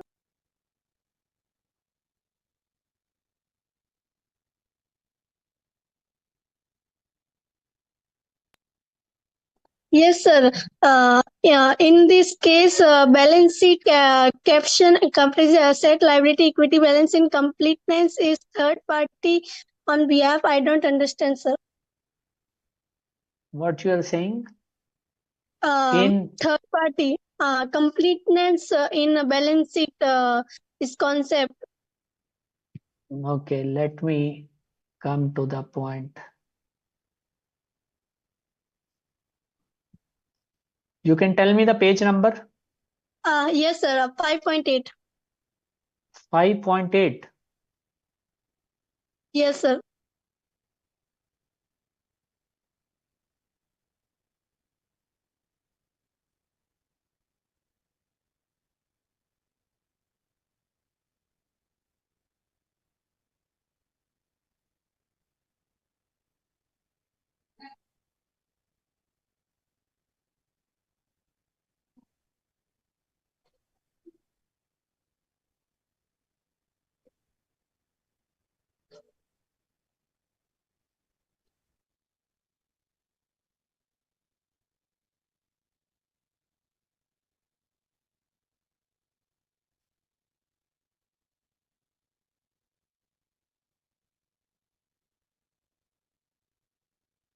Yes, sir. This is you are Completeness. asking. Yes, Completeness. sir. All assets, liabilities, and equity balances that were supposed to be recorded have been recognized in the financial statements. This is the basic meaning of completeness. No, Tambeshwari, sir.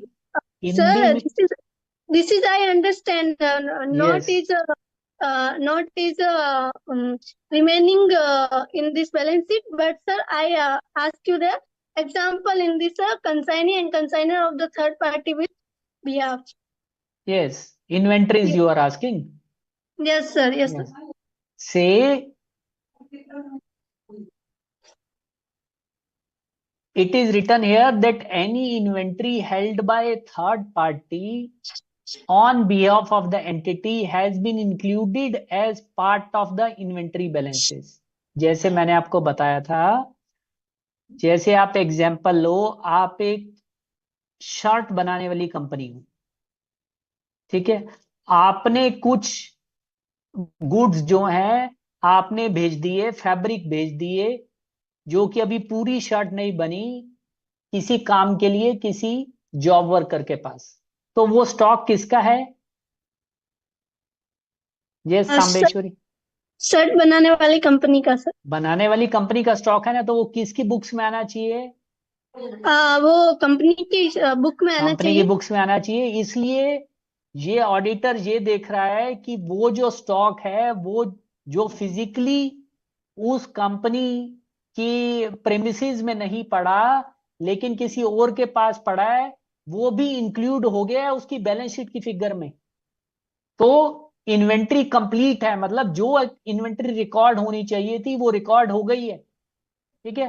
और उसका उल्टा कि अगर suppose मैं shirt बनाने वाली company हूं और मैं कुछ और पार्टीज के लिए जॉब वर्क भी कर रहा हूं, मतलब मेरी अपनी मैन्युफैक्चरिंग भी है और कुछ पार्टीज मेरे को फैब्रिक सप्लाई करती हैं, उनका भी मैं शर्ट बना के उनको वापस करता हूं, तो वो तो गुड्स मेरे नहीं है, वो तो उन लोगों के हैं जिन्होंने मेरे को शर्ट बनाने के लिए भेजी। Yes sir. तो वो एक्सक्लूड होने चाहिए, यस सर। ठीक है। तो सर ये हमें करना होगा, मतलब एक्सक्लूड करना पड़ेगा, माइनस डिडक्शन हाँ करना हाँ, होगा।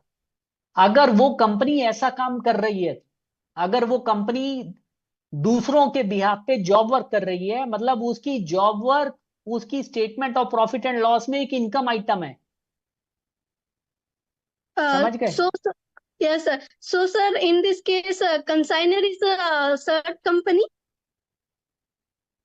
Yes, First, on first case. Inventory held by the entity as a consignee, as a consignee मतलब जिस हम कंपनी की बात कर रहे हैं वो ऑडिटी कंपनी है और वो कंसाइनी है। कंसाइनर मतलब दूसरा जिसने की भेजा मेरे को, थर्ड पार्टी ने। Yes, sir. Consignor is the third party, and हाँ consignee हाँ, is the is our company, audit company. Yes, Okay, sir. Thank you, sir. Okay, yes, anybody else?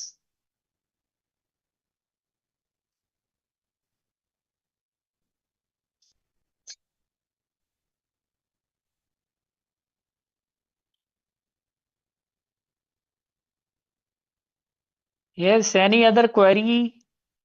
Anybody else who wants to talk on Zoom?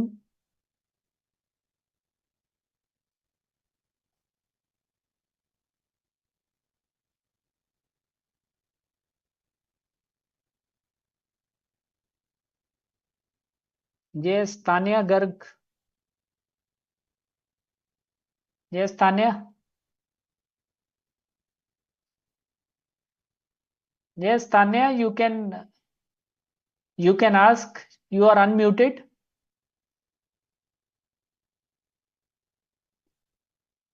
What is your query, Tanya? Yes, Baba Sahib. Sir, just one clarification. Yes. How we do the in process inventory valuation? Means Work suppose in progress. work in progress, right? Yes, work in progress valuation.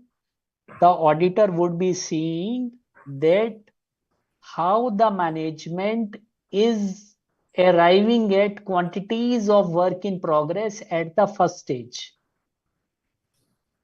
Look, if I am a manufacturing company, so my work in progress would be at different stages of production. Okay, so Okay. manage, right now. Yes, sir.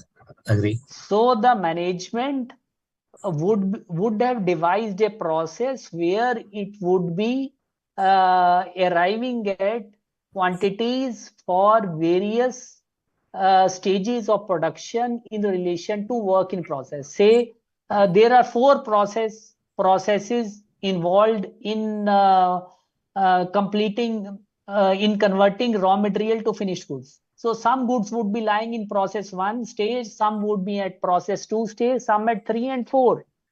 Okay, at 4 these would be finished goods.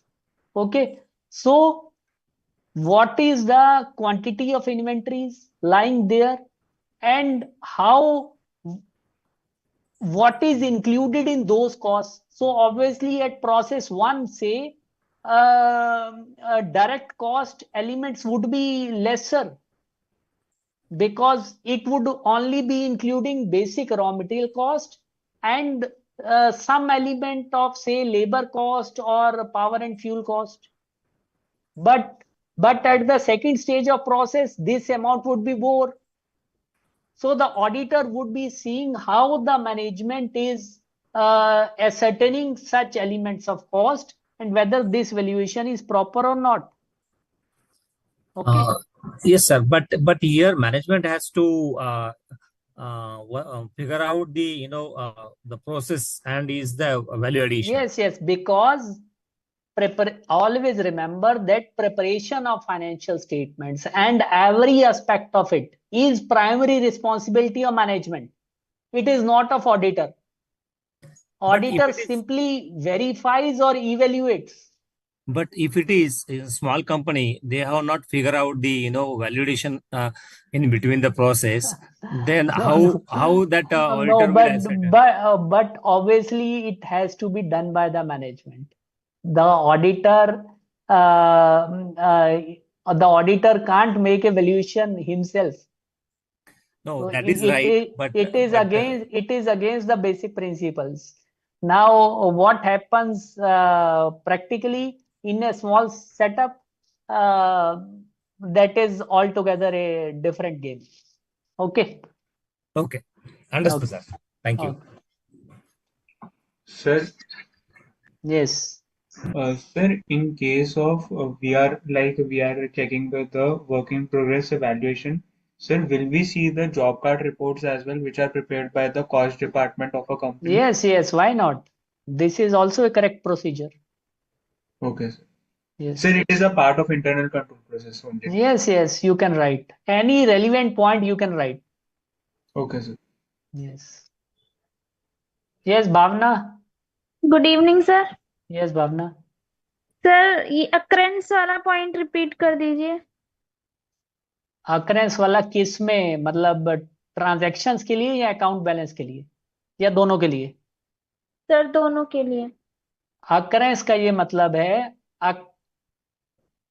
पहली बात तो आपको ये समझनी है कि transaction के case में हम अक्रेंस कहते हैं, और अकाउंट बैलेंस के केस में जो बैलेंस शीट में आइटम है उसमें हम एग्जिस्टेंस कहते हैं।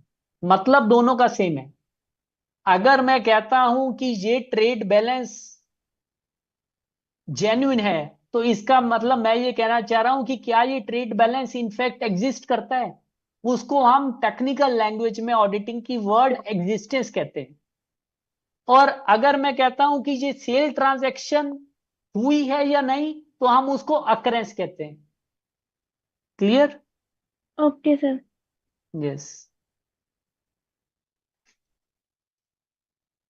Yes, anybody else, guys, or we are going to wind up?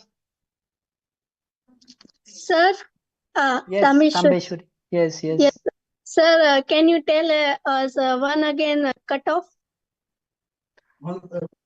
Cut off means कि करेक्ट अकाउंटिंग पीरियड में वो जिस ट्रांजैक्शन या अकाउंट बैलेंस को हम रिकॉग्नाइज कर रहे हैं वो करेक्ट अकाउंटिंग पीरियड में अकाउंट फॉर हुआ है। जैसे सेल्स जो है वो अगले साल की इस साल में तो नहीं ली गई, वो 31 मार्च में ही ली। कट ऑफ डेट जो है, जो जहां फाइनेंशियल ईयर क्लोज हो रहा है उसको कट ऑफ डेट कहते हैं। इसका मतलब ये है कि करेक्ट अकाउंटिंग पीरियड में उस चीज को हम रिकॉग्नाइज कर रहे हैं।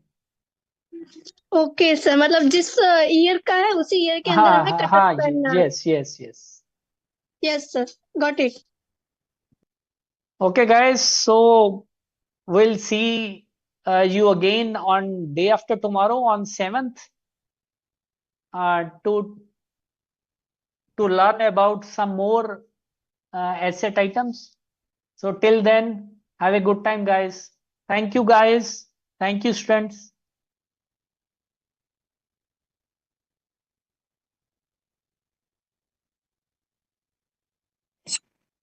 Yes, session over.